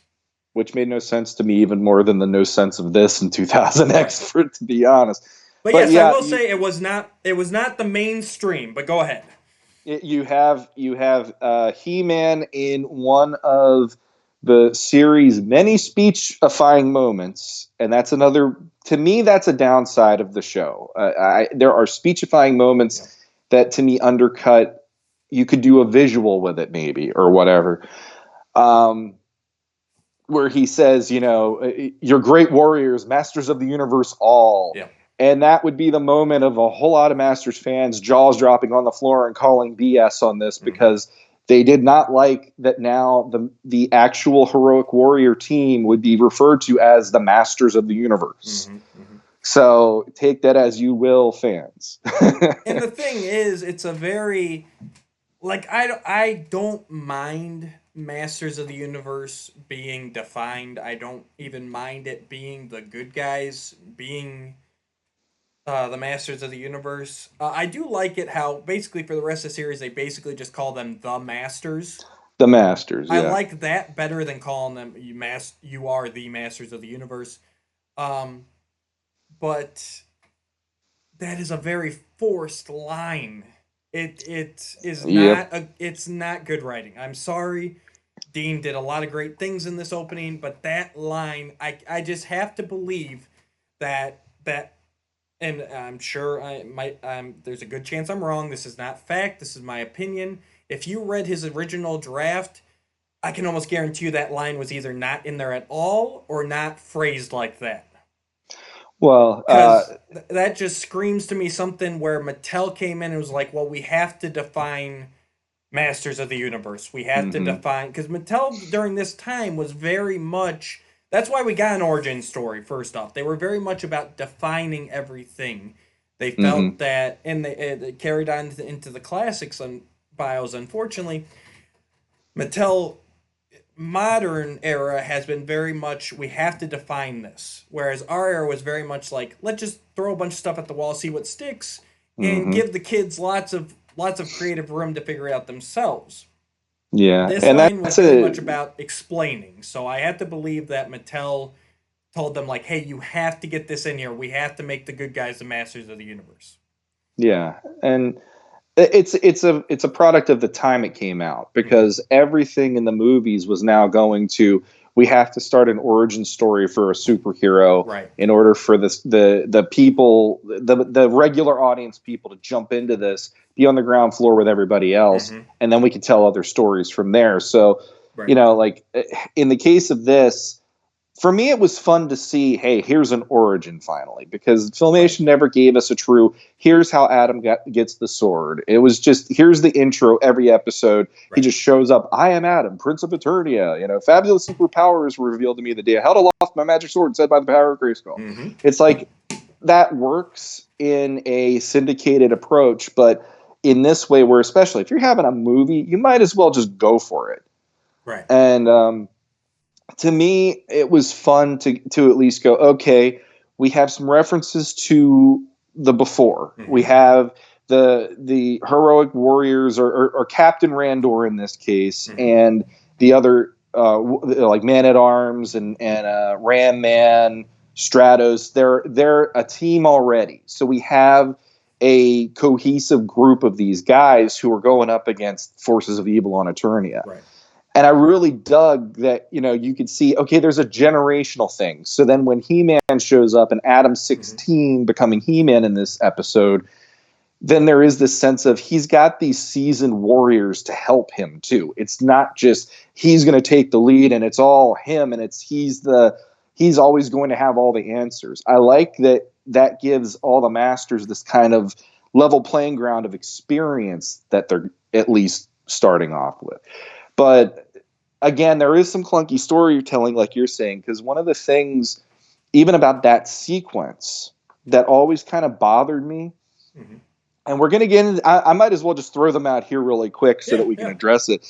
The first one is after that fight, the opening fight between Randor and Keldor, and we have the origin of Skeletor happening in front of our eyes, which is, honestly, it's pretty cool that we get that. Whether or not you want him to be Keldor as this is his origin or whatever, hey, 2000X gave us that. Great.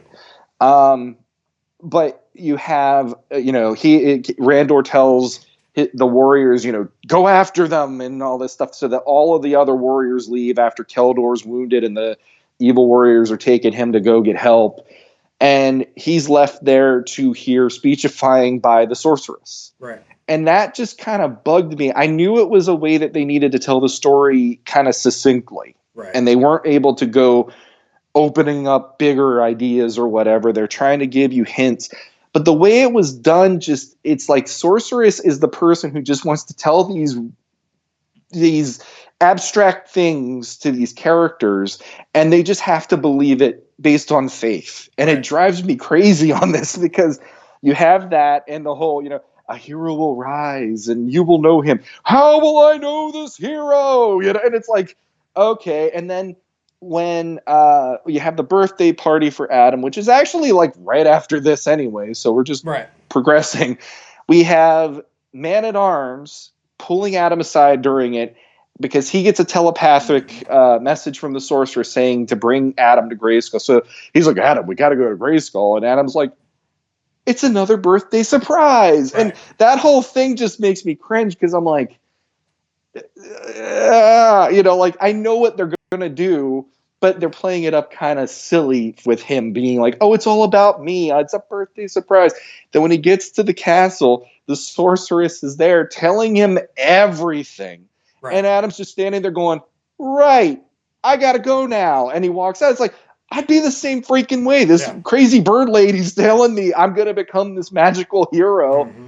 And I'd be looking at her going, you're nuts. Like, what are you even telling me? So I feel like that is clunky storytelling, in my opinion, as well, because I feel like she reveals the hand way too quickly for this game. I feel like there's too many things on the table, and andmaybe it could have been done a little more mysteriously, or done in a way where Adam finds out on his own rather than being told this. Just like Randor finds out on his own without being told. It's like he sees at the end when He-Man shows up to help him in his fight with Skeletor, and have him just kind of go, him see it and then realize it was something he heard about or whatever, but it wasn't like pushed on him in the way that it was. Right. And that's just me. But that's one of the things. It's like you got the twirling, you got the big flying fish, which drives me crazy. And you got sorceress speechifying, which for me is like, I feel like there would have been a clever way of handling that better than how it was handled. Every time it gets to that point, it always feels like it's this clunky note that they give it. Whereas it could have been, I couldn't even explain how I'd like to see it done differently. After all the times I've seen this, I just keep on looking at it and going, just not like that. Yeah, it was. I see what you're saying there. I did like the fact that he initially rejects the sorceress and rejects the sword, and like you said, I think that's consistent with how a 16-year-old would react when addressed with the situation.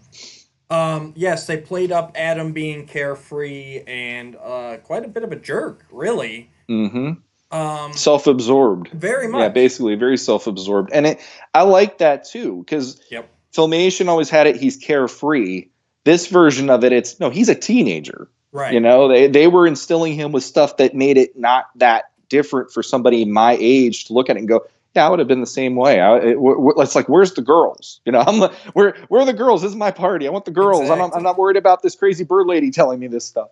And that's what worked for me, as far as, because Filmation, it was always in, well, you had the argument, but for me it was always basically the Prince Adam that the public knows and even Tila knows and sees is the act, and Yeah. the real Prince Adam is more like He-Man. He just can't be like that normally. He's got to put up this act.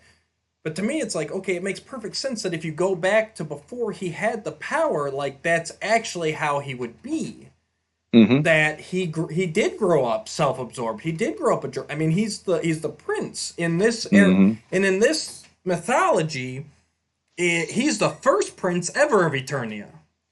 For me, if you add in, I know it didn't actually happen, but it also wasn't explicitly stated it didn't happen. But if you add in the fact that Adora was kidnapped as a infant, like you said, and like I've done in the past, like his upbringing must have been so like protected. Yeah. I mean, we lost a baby. We're not going to lose another one. Yes, I know. Scream at me in the comments that it didn't actually happen in 2000X. Yeah. But to me, it also didn't not happen. Yeah, they never ever said that she wasn't a part of it on the show. They never gave. Right. The show never went on to address that. Right. So it wasn't addressed. So it didn't happen, and it also didn't not happen.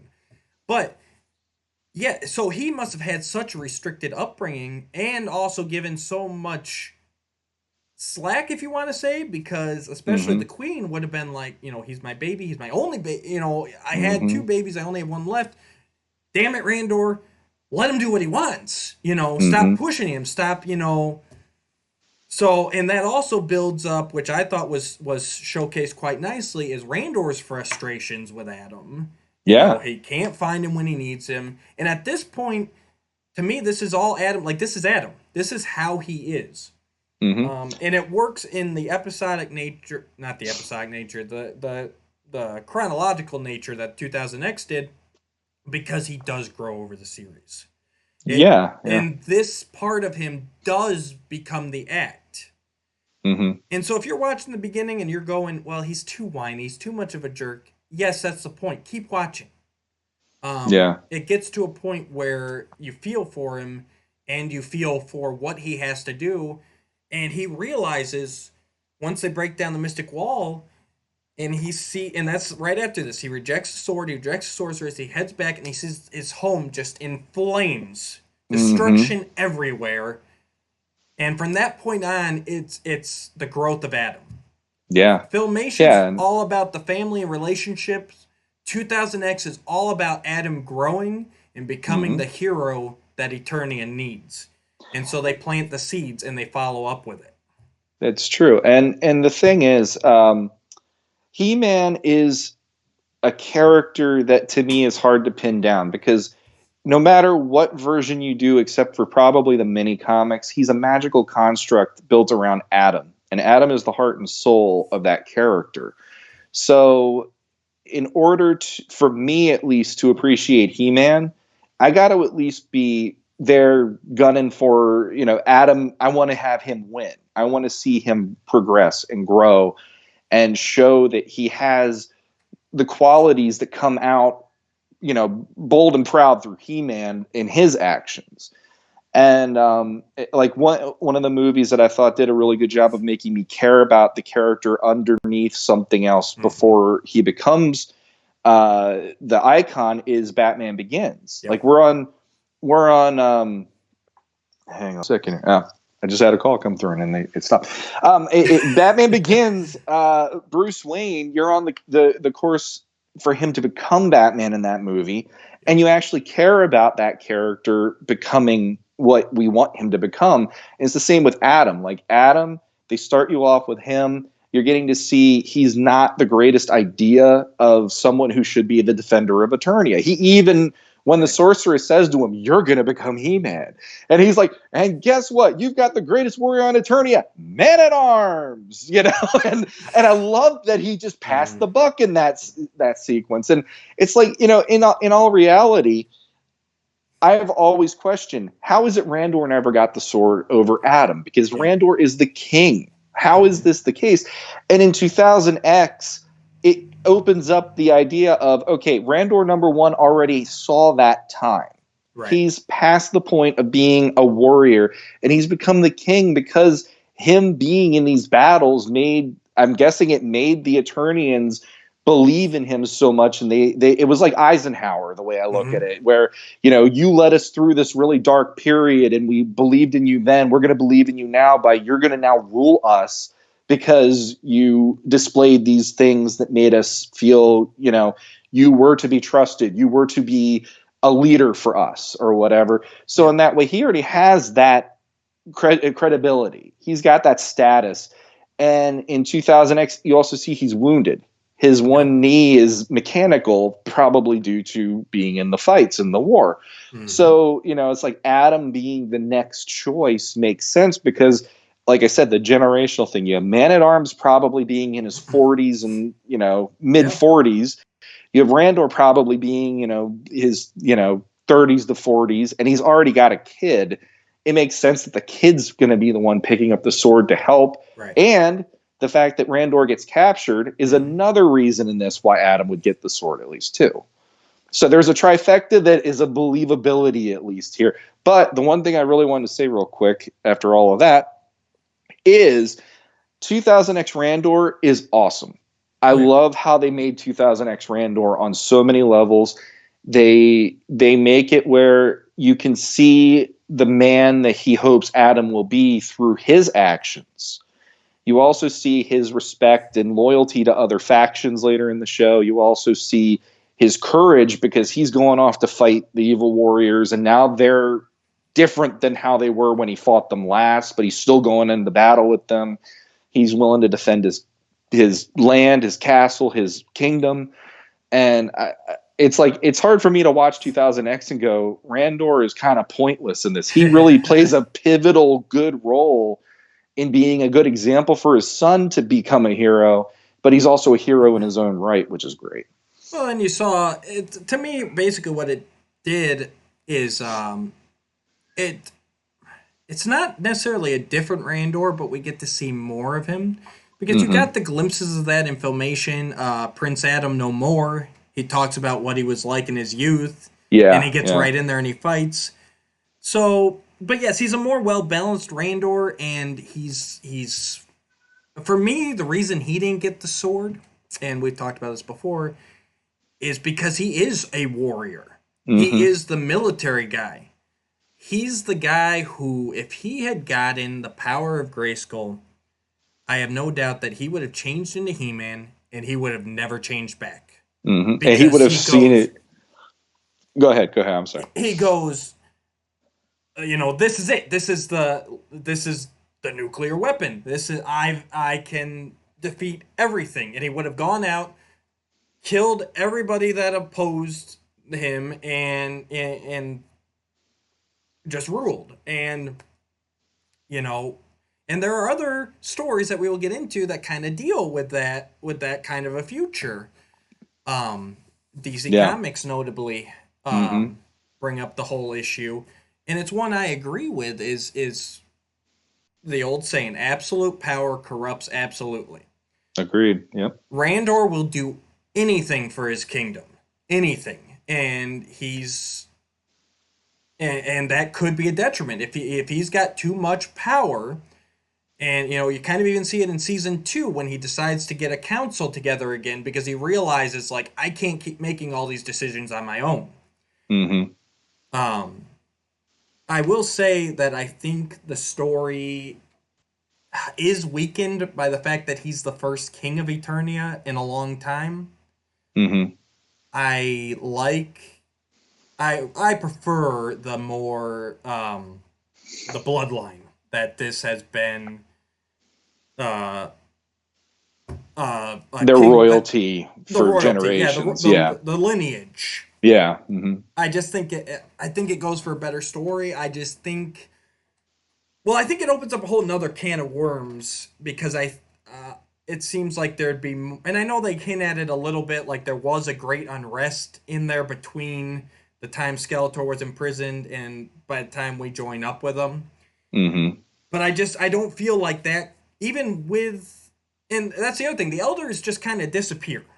Yeah. It's really quick, they're battling, and the elders are gone. So it's not even like the elders went and were like, hey, here's Randor. Yeah, give Yeah. round of applause. And then they leave. Yeah. They disappear in the middle of a battle. For all the Eternians know, and yes, I'm digging deep. That's what we're doing here. For all the Eternians know, Randor killed them all and is assuming a throne that never existed until you get back to the distant past. Like, so for me, I just don't feel like in 16 years that we would see the peacefulness that we have, which is also integral for Adam to have been raised in the peacefulness. Yeah. Because he's got to be that kid who has never seen war before. He's Hmm. trained for it because Man at Arms is his mentor, but so physically he's ready. And I will say that they did a good job of making Adam not look like He-Man, but he still looks like he could hold his own. His biceps and everything, like Yep. for a Yeah. 16-year-old kid, he's jacked. Like I would love to have those kind of muscles right now. Yeah. So they did a good Agreed. job of making it believable, unlike some current series, that this kid is still a warrior. Hmm. Um, but yeah, that's my tweaks. That's a big problem I have is that I honestly, if I was doing it, I probably would have left like most of the stuff with the elders off of there and then revisit it in a later episode as a flashback, more of a like, how did this happen? Hmm. And maybe even just have them disappear in the time of King Miro, well, Captain Miro in this, Hmm. rather than Randor. That way you've just got more time to deal with these potential ramifications. But of course, this is at the end of the day, it's all written for kids. Yeah. And I I don't know. Like, there's a part of me that I like seeing that battle sequence in the beginning. I like Mhm. that we started off with something where it shows some history and the generational aspect, like I said. But it's handled in a way where it is a little clunkier than I'd Yeah. like it to be. So then it makes all these other mystical aspects clunkier throughout the episode. The speechifying is there, which kind of it drives me a little crazy, and the whole.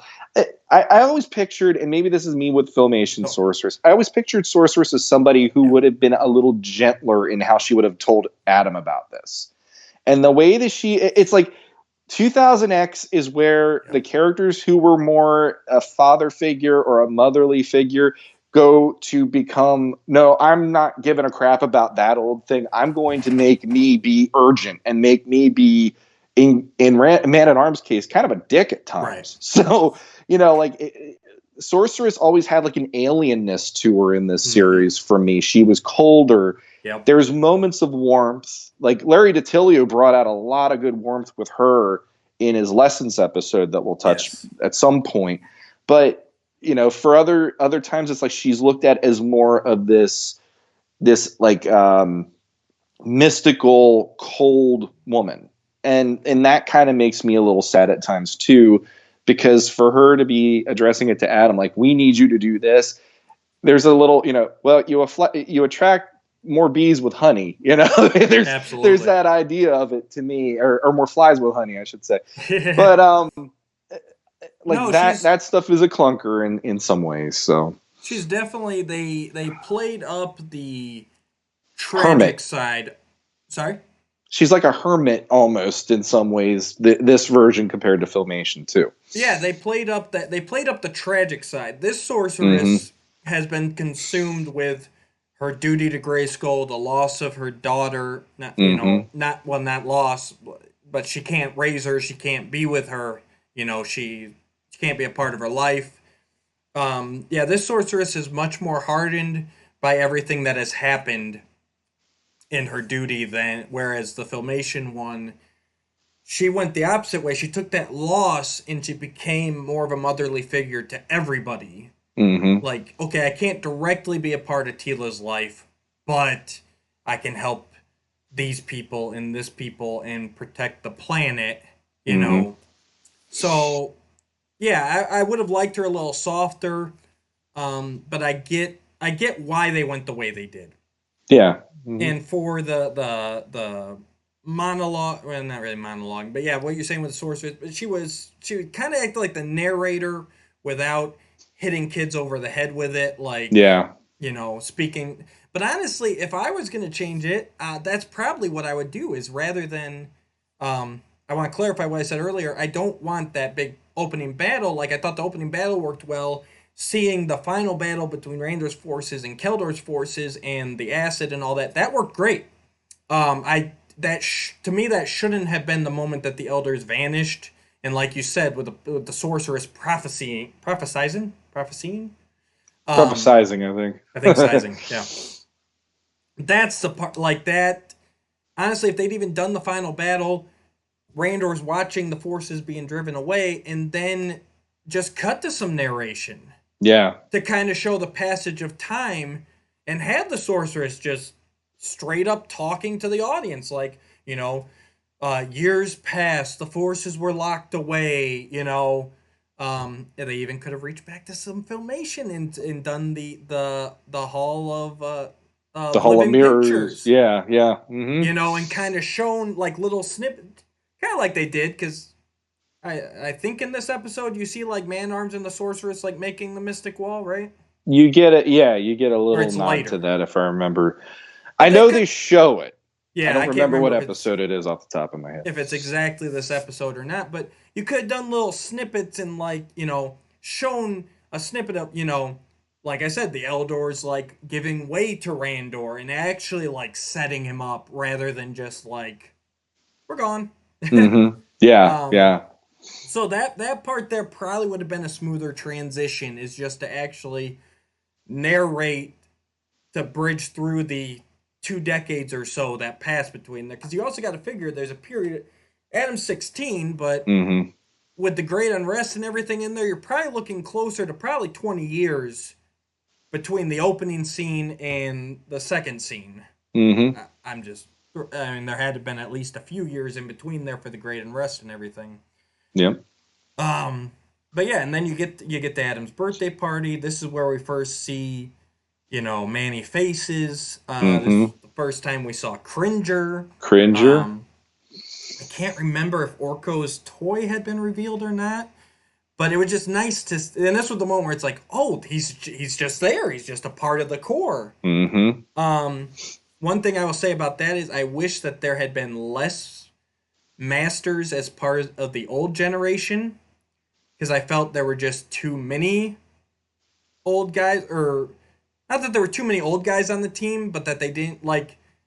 Technically, Mechanek's in that opening scene, so he's a good 20 years older than He-Man too. Yeah. Whereas he didn't really age between. They did a good job on some of them. They showed Randor having the brace and kind of looking a bit older, new King design rather than Captain.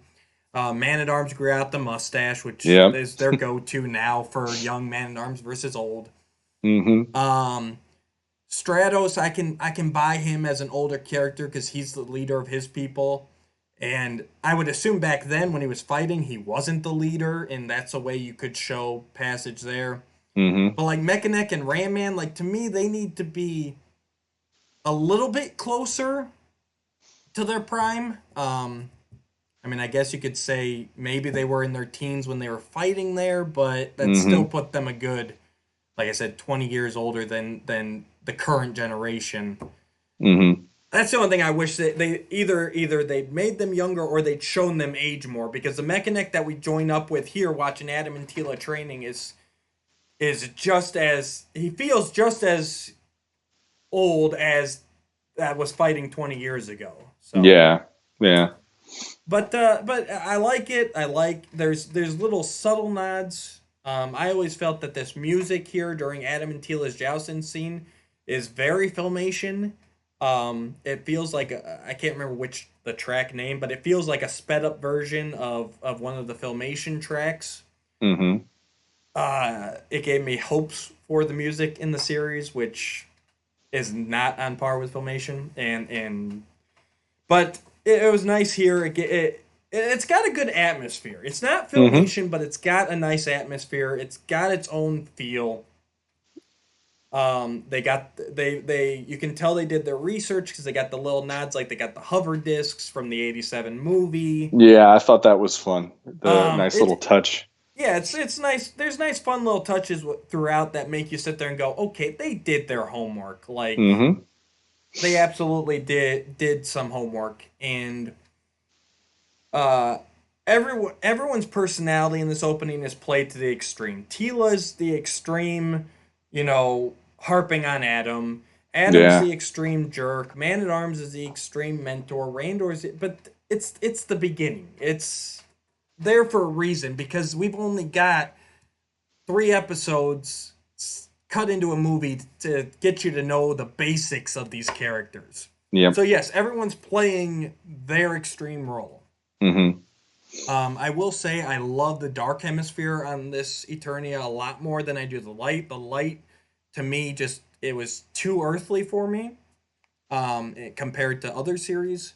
But the dark hemisphere, you got those volcanoes everywhere, and the ash clouds, Mm-hmm. and the lava everywhere, and you really get a feel for the evil of these warriors when we get to Snake Mountain here.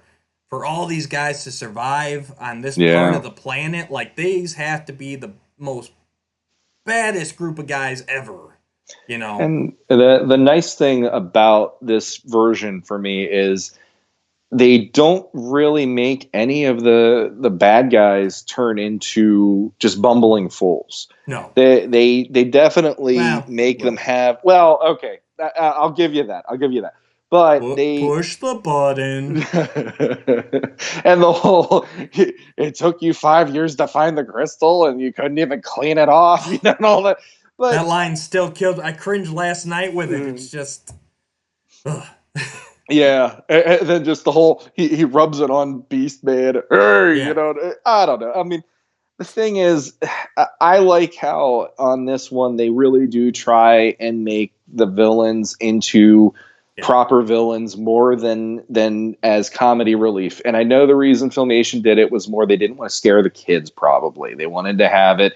He-Man would always have their back, and he's going to take care of business. And on here, they open up the door to maybe some of these guys could actually take down He-Man, depending on what they have going for him or whatever. right. And it was the craziest thing watching this to hear Brian Dobson do Skeletor and go, so this is how Alan Oppenheimer could have sounded if he wanted to make this sound really threatening. Yeah, And I liked, like, 2000X Skeletor is refreshing to me because there's a little Frank Langella to hmm his performance, and there's also still the Alan Oppenheimer to bridge the generational gap there. And but there is definitely less comedy with Skeletor on this than there ever was on Filmation, which I really thought was great too, because I was one of those kids where I'm like, it's fun to see, okay, He-Man and Skeletor are showing up on TV every day.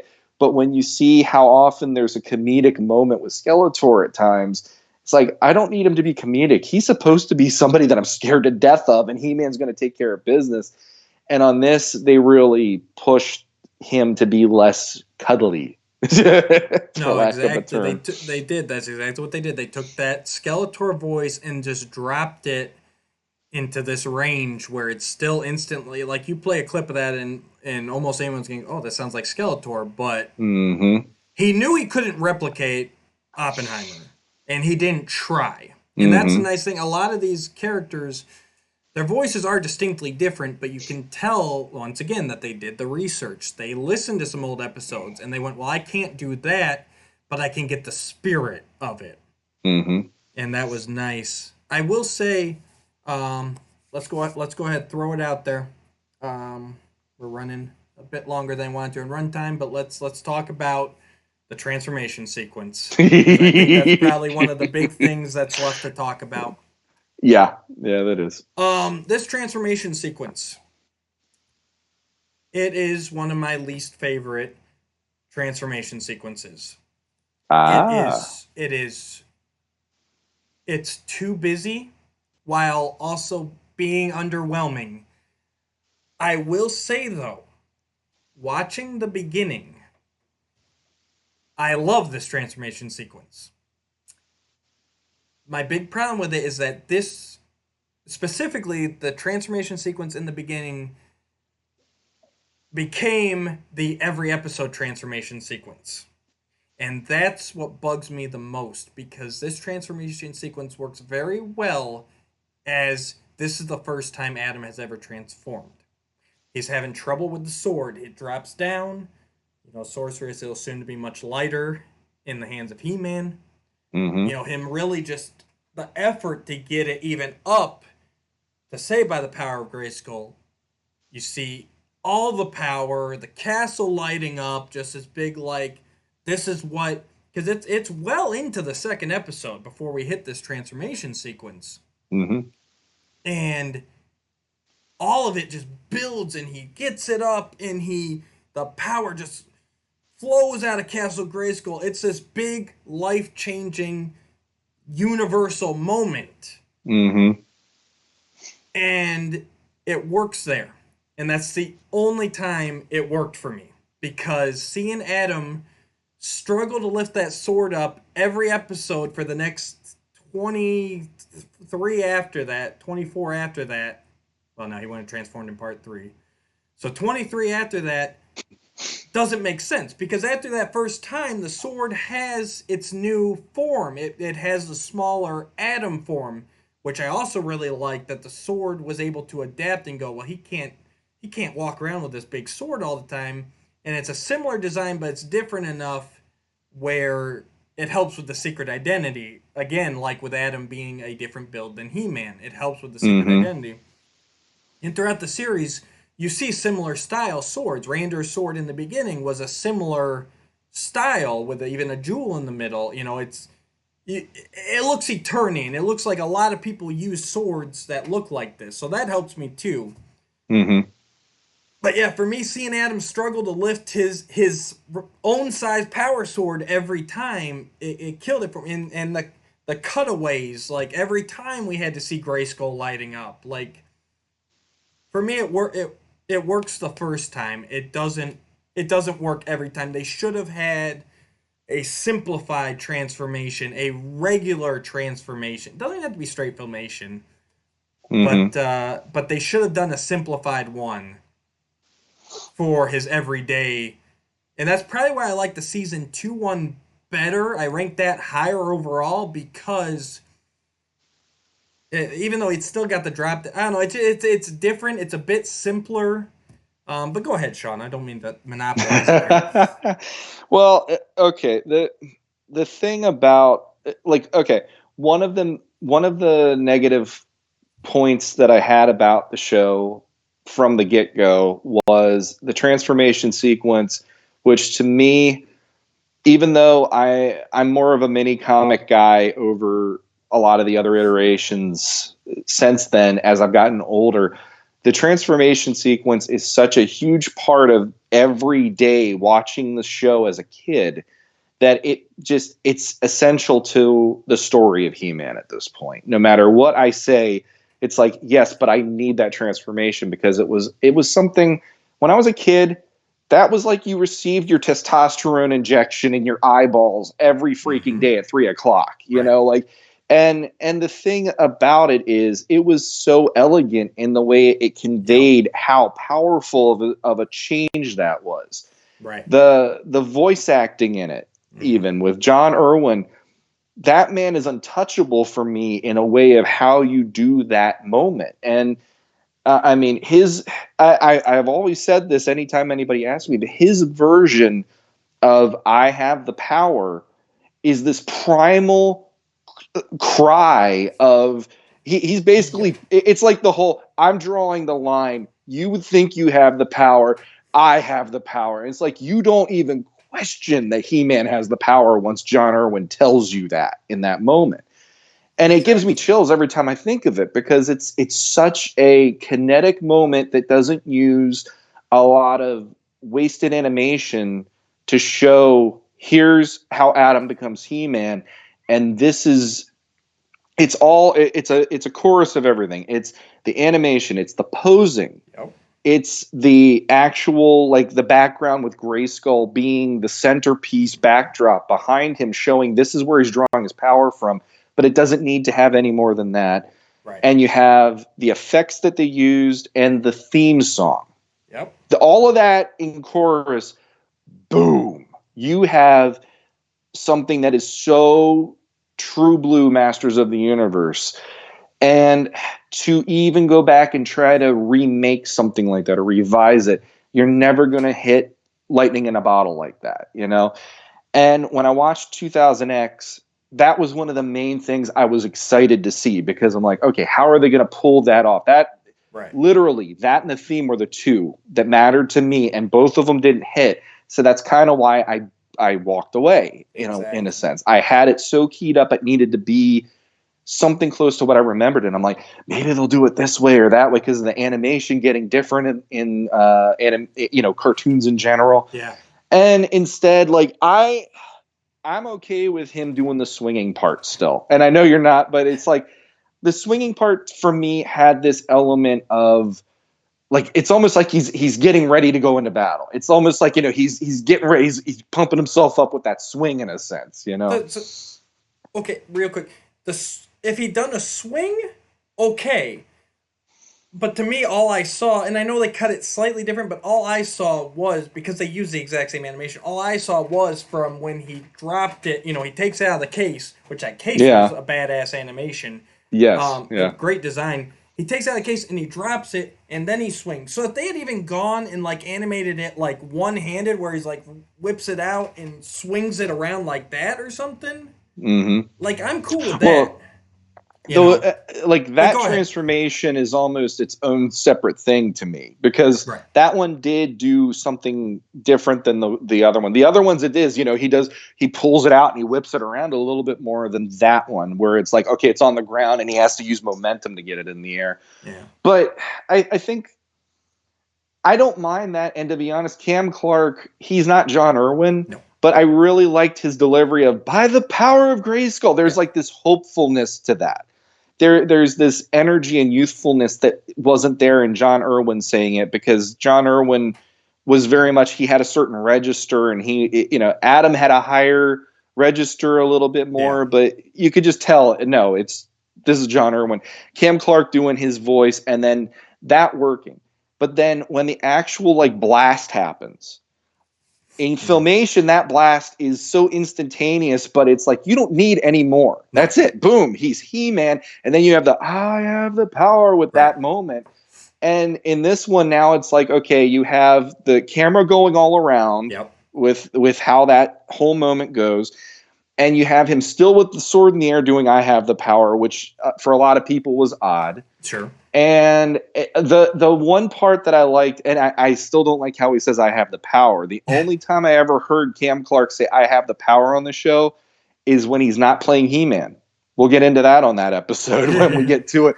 But that one's the one where it's like, that was how it should have been done the entire time, in my opinion. For sure.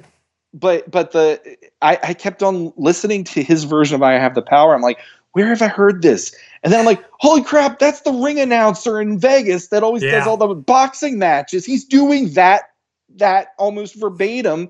"I have the power." It's like, it's not that. It's supposed to be this primal scream of he has the power, and he's belting it out, because it's either that or he'll explode in that moment because of all the surging energy around him and stuff.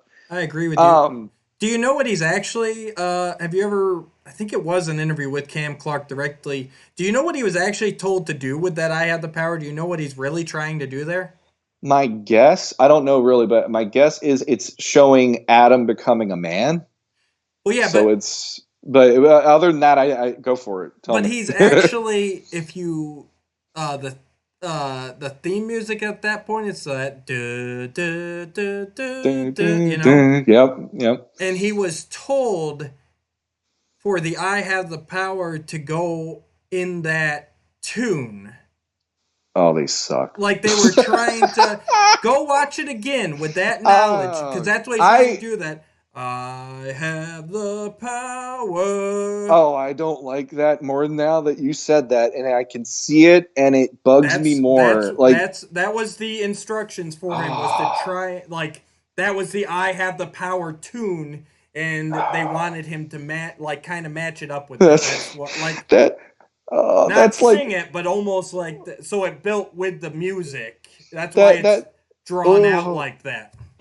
that makes me cringe on a level of it would be like if somebody had the Secret of the Sword theme song and they played it for John Irwin and said, "You have to sing it. I have the power." It's like, oh, don't do that. Don't do that to me. Well, that is actually what that lyric is in that song. So No, I know, and that's what's making me go like, oh, like I don't know. I always equated it to the ring announcer, but now that you say that, it makes sense. But it's yep, still like it didn't need to be a musical no, key or anything. That's supposed to be one of those.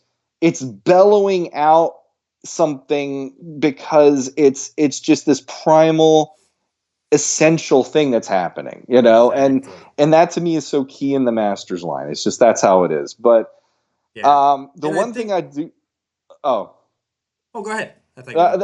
the one thing that I will say I do like about the ending of it though is I like the pose he gets into when it's finished. It's like this battle ready, like he just Oh, sure. boom, and he's got the sword out and he's got his arm out, and there's this like battle ready crouch he has going on, which I was like and I like when he gets into it, they have this almost like ching, and I Right. thought that was cool. No, and I think, like I said, I think there's a lot of good elements to it. Just edit it down a little bit. Get Oh yeah, no cutaways. There should be no cutaway. You're on Adam. This is his yeah, transformation. I don't need to see Grayskull flowing with power every time. Like that yeah. was cool the one time because it was his first one and he's writing Grayskull. But Grayskull reminded me of like the hey, you want to rave? It's over here. Come to Right, like just like Grayskull, y'all.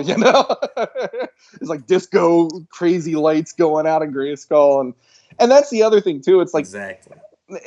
I would have loved for them to do a storyline at some point in the show to have Skeletor figure this out because they made it so obvious with all that happening with Grayskull in that moment that it's like I thought about it just the other day. I'm like, why didn't they ever have Yeah. anything where Skeletor's a sorcerer? How could he not have seen He-Man as a magical construct, and therefore it would have keyed him into it's someone else.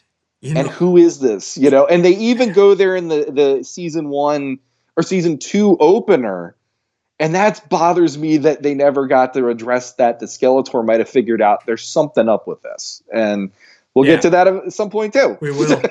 And speaking of fan fiction, I know you spoke about it like 2 hours ago when we started, but I wrote my own fan fiction, which, like I told you, will never see the light of day. But Aw. it was, I doubt, honestly, I doubt I even had that anymore because that was like 2 or 3 computers ago, and I highly doubt I backed any of that up anywhere. But I had written, it was set in 2000X because most all my writing I did like was after 2000X ended, and I had back when I was young and had a lot of free time. And I introduced Malik from Wizard of Stone Mountain into the 2000X series, and I wrote that he was actually a strong enough magician in my story that he could see Adam through He-Man. Oh no, That's it wasn't that he cool. could see him through He-Man.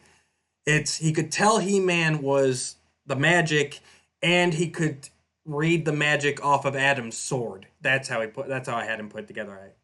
That's cool. See, I would have loved to have something like that happen because I thought about it the other day. I'm like, how is it that Evelyn and Skeletor are both sorcerer characters, and they never ever could figure that out? It But just yeah. I did have, and I did address that too because I always think about like I try and always think about the ramifications when I'm coming up with my own ideas and stories. And I Hmm. did have him say like, because Adam's like, well, how'd you figure it out? Because he basically just I had my Malik be very cocky, which I think he Hmm. was a bit in Wizard of Stone Mountain. I had him be very cocky, and he basically just tells him like, at one point they need help. And he's like, well, why don't you just transform into He-Man? He's like, wait, what? What are you talking about? Yeah, the dialogue was probably worse than that, to be honest with you. And Malik goes, I've seen He-Man, I've seen your sword. I can tell that the magics are the same. Like, and Adam goes, well, if you can tell, does that mean Skeletor knows? And he something. I don't even know if I gave any specifics, but he was like, well, he's like, no, the way the magic is, it wards against the dark sorcerers. Like I used, like there was, Okay. like Malik draws his from the light side, and Evelyn and Skeletor draw from the dark side, and the power, Malik didn't know it was the power of Grayskull, but Grayskull's magic is able to ward off the the the evil The magic evil users magic. from seeing Yeah. that. That's cool. So yeah, that's so That's I thought along the same lines. It's kind of interesting because that's the nice. first time anyone's ever said the same thing. Is like, doesn't anybody? Because there's got to be traces of that if you follow Yeah. any magic using like mythology. There's got to be traces of that. So Yeah. that's cool to they were both on the same page there. Um so yeah, I think we're a little bit over 2, so I think this will probably be a good place to wrap up. Yeah. I will say that we will definitely get back to this. Hopefully, at some point in the future, we want to find a way to actually play the episodes and do more of a commentary style, which will probably help us get more focused. I know we jumped around, and Well, honestly, it's there's a also lot more to 3 discuss episodes. still in this episode. But Oh I yeah. don't want to keep you guys on here for too long.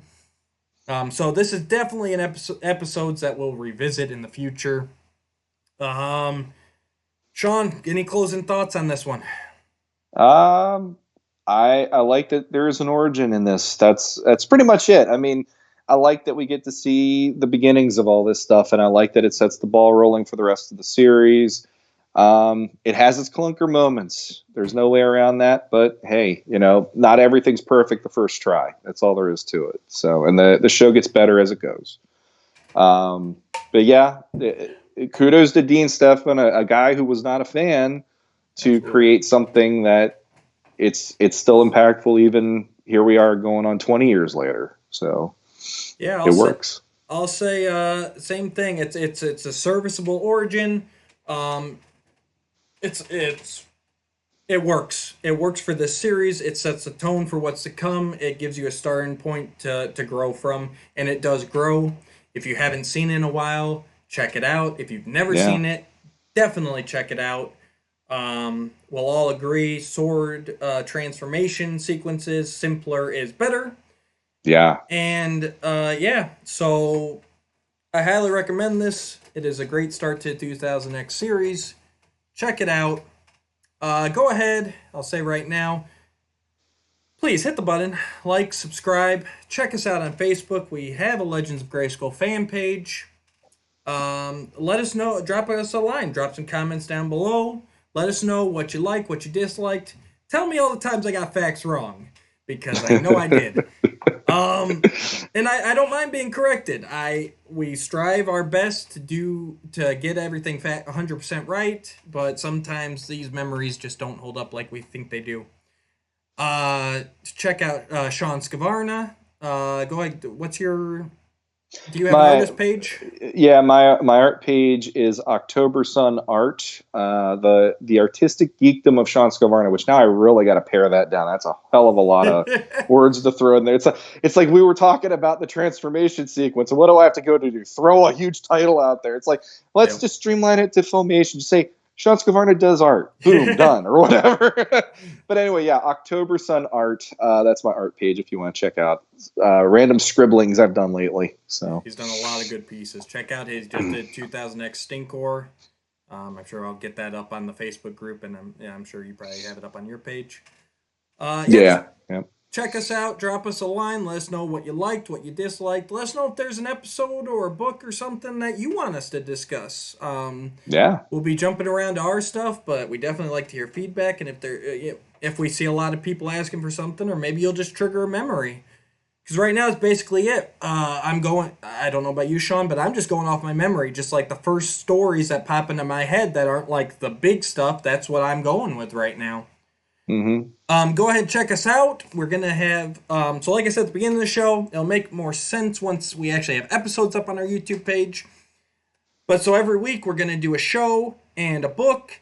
These will split up. The show will be probably about a full-length episode, which this one was a little bit longer because it was so much, and our intros. Mm-hmm. We're shooting for about an hour. And then there'll be more like a half episode, and that will be about the book. So make sure to check us out. We'll be coming back with a book episode in a little bit. This week we'll be doing The Magic Mirrors, the Golden Book. And I'm sure we'll get off on some random tangents. I have some more fan fiction that goes along with this one. So if you liked what I had earlier, check this out. If you didn't like what I said earlier, check out the next episode still. Yeah. There's always going to be something good. Don't worry about it. It's all masters. It's all good. That's what we're hoping. So, if there's nothing else, until next time. Until next time.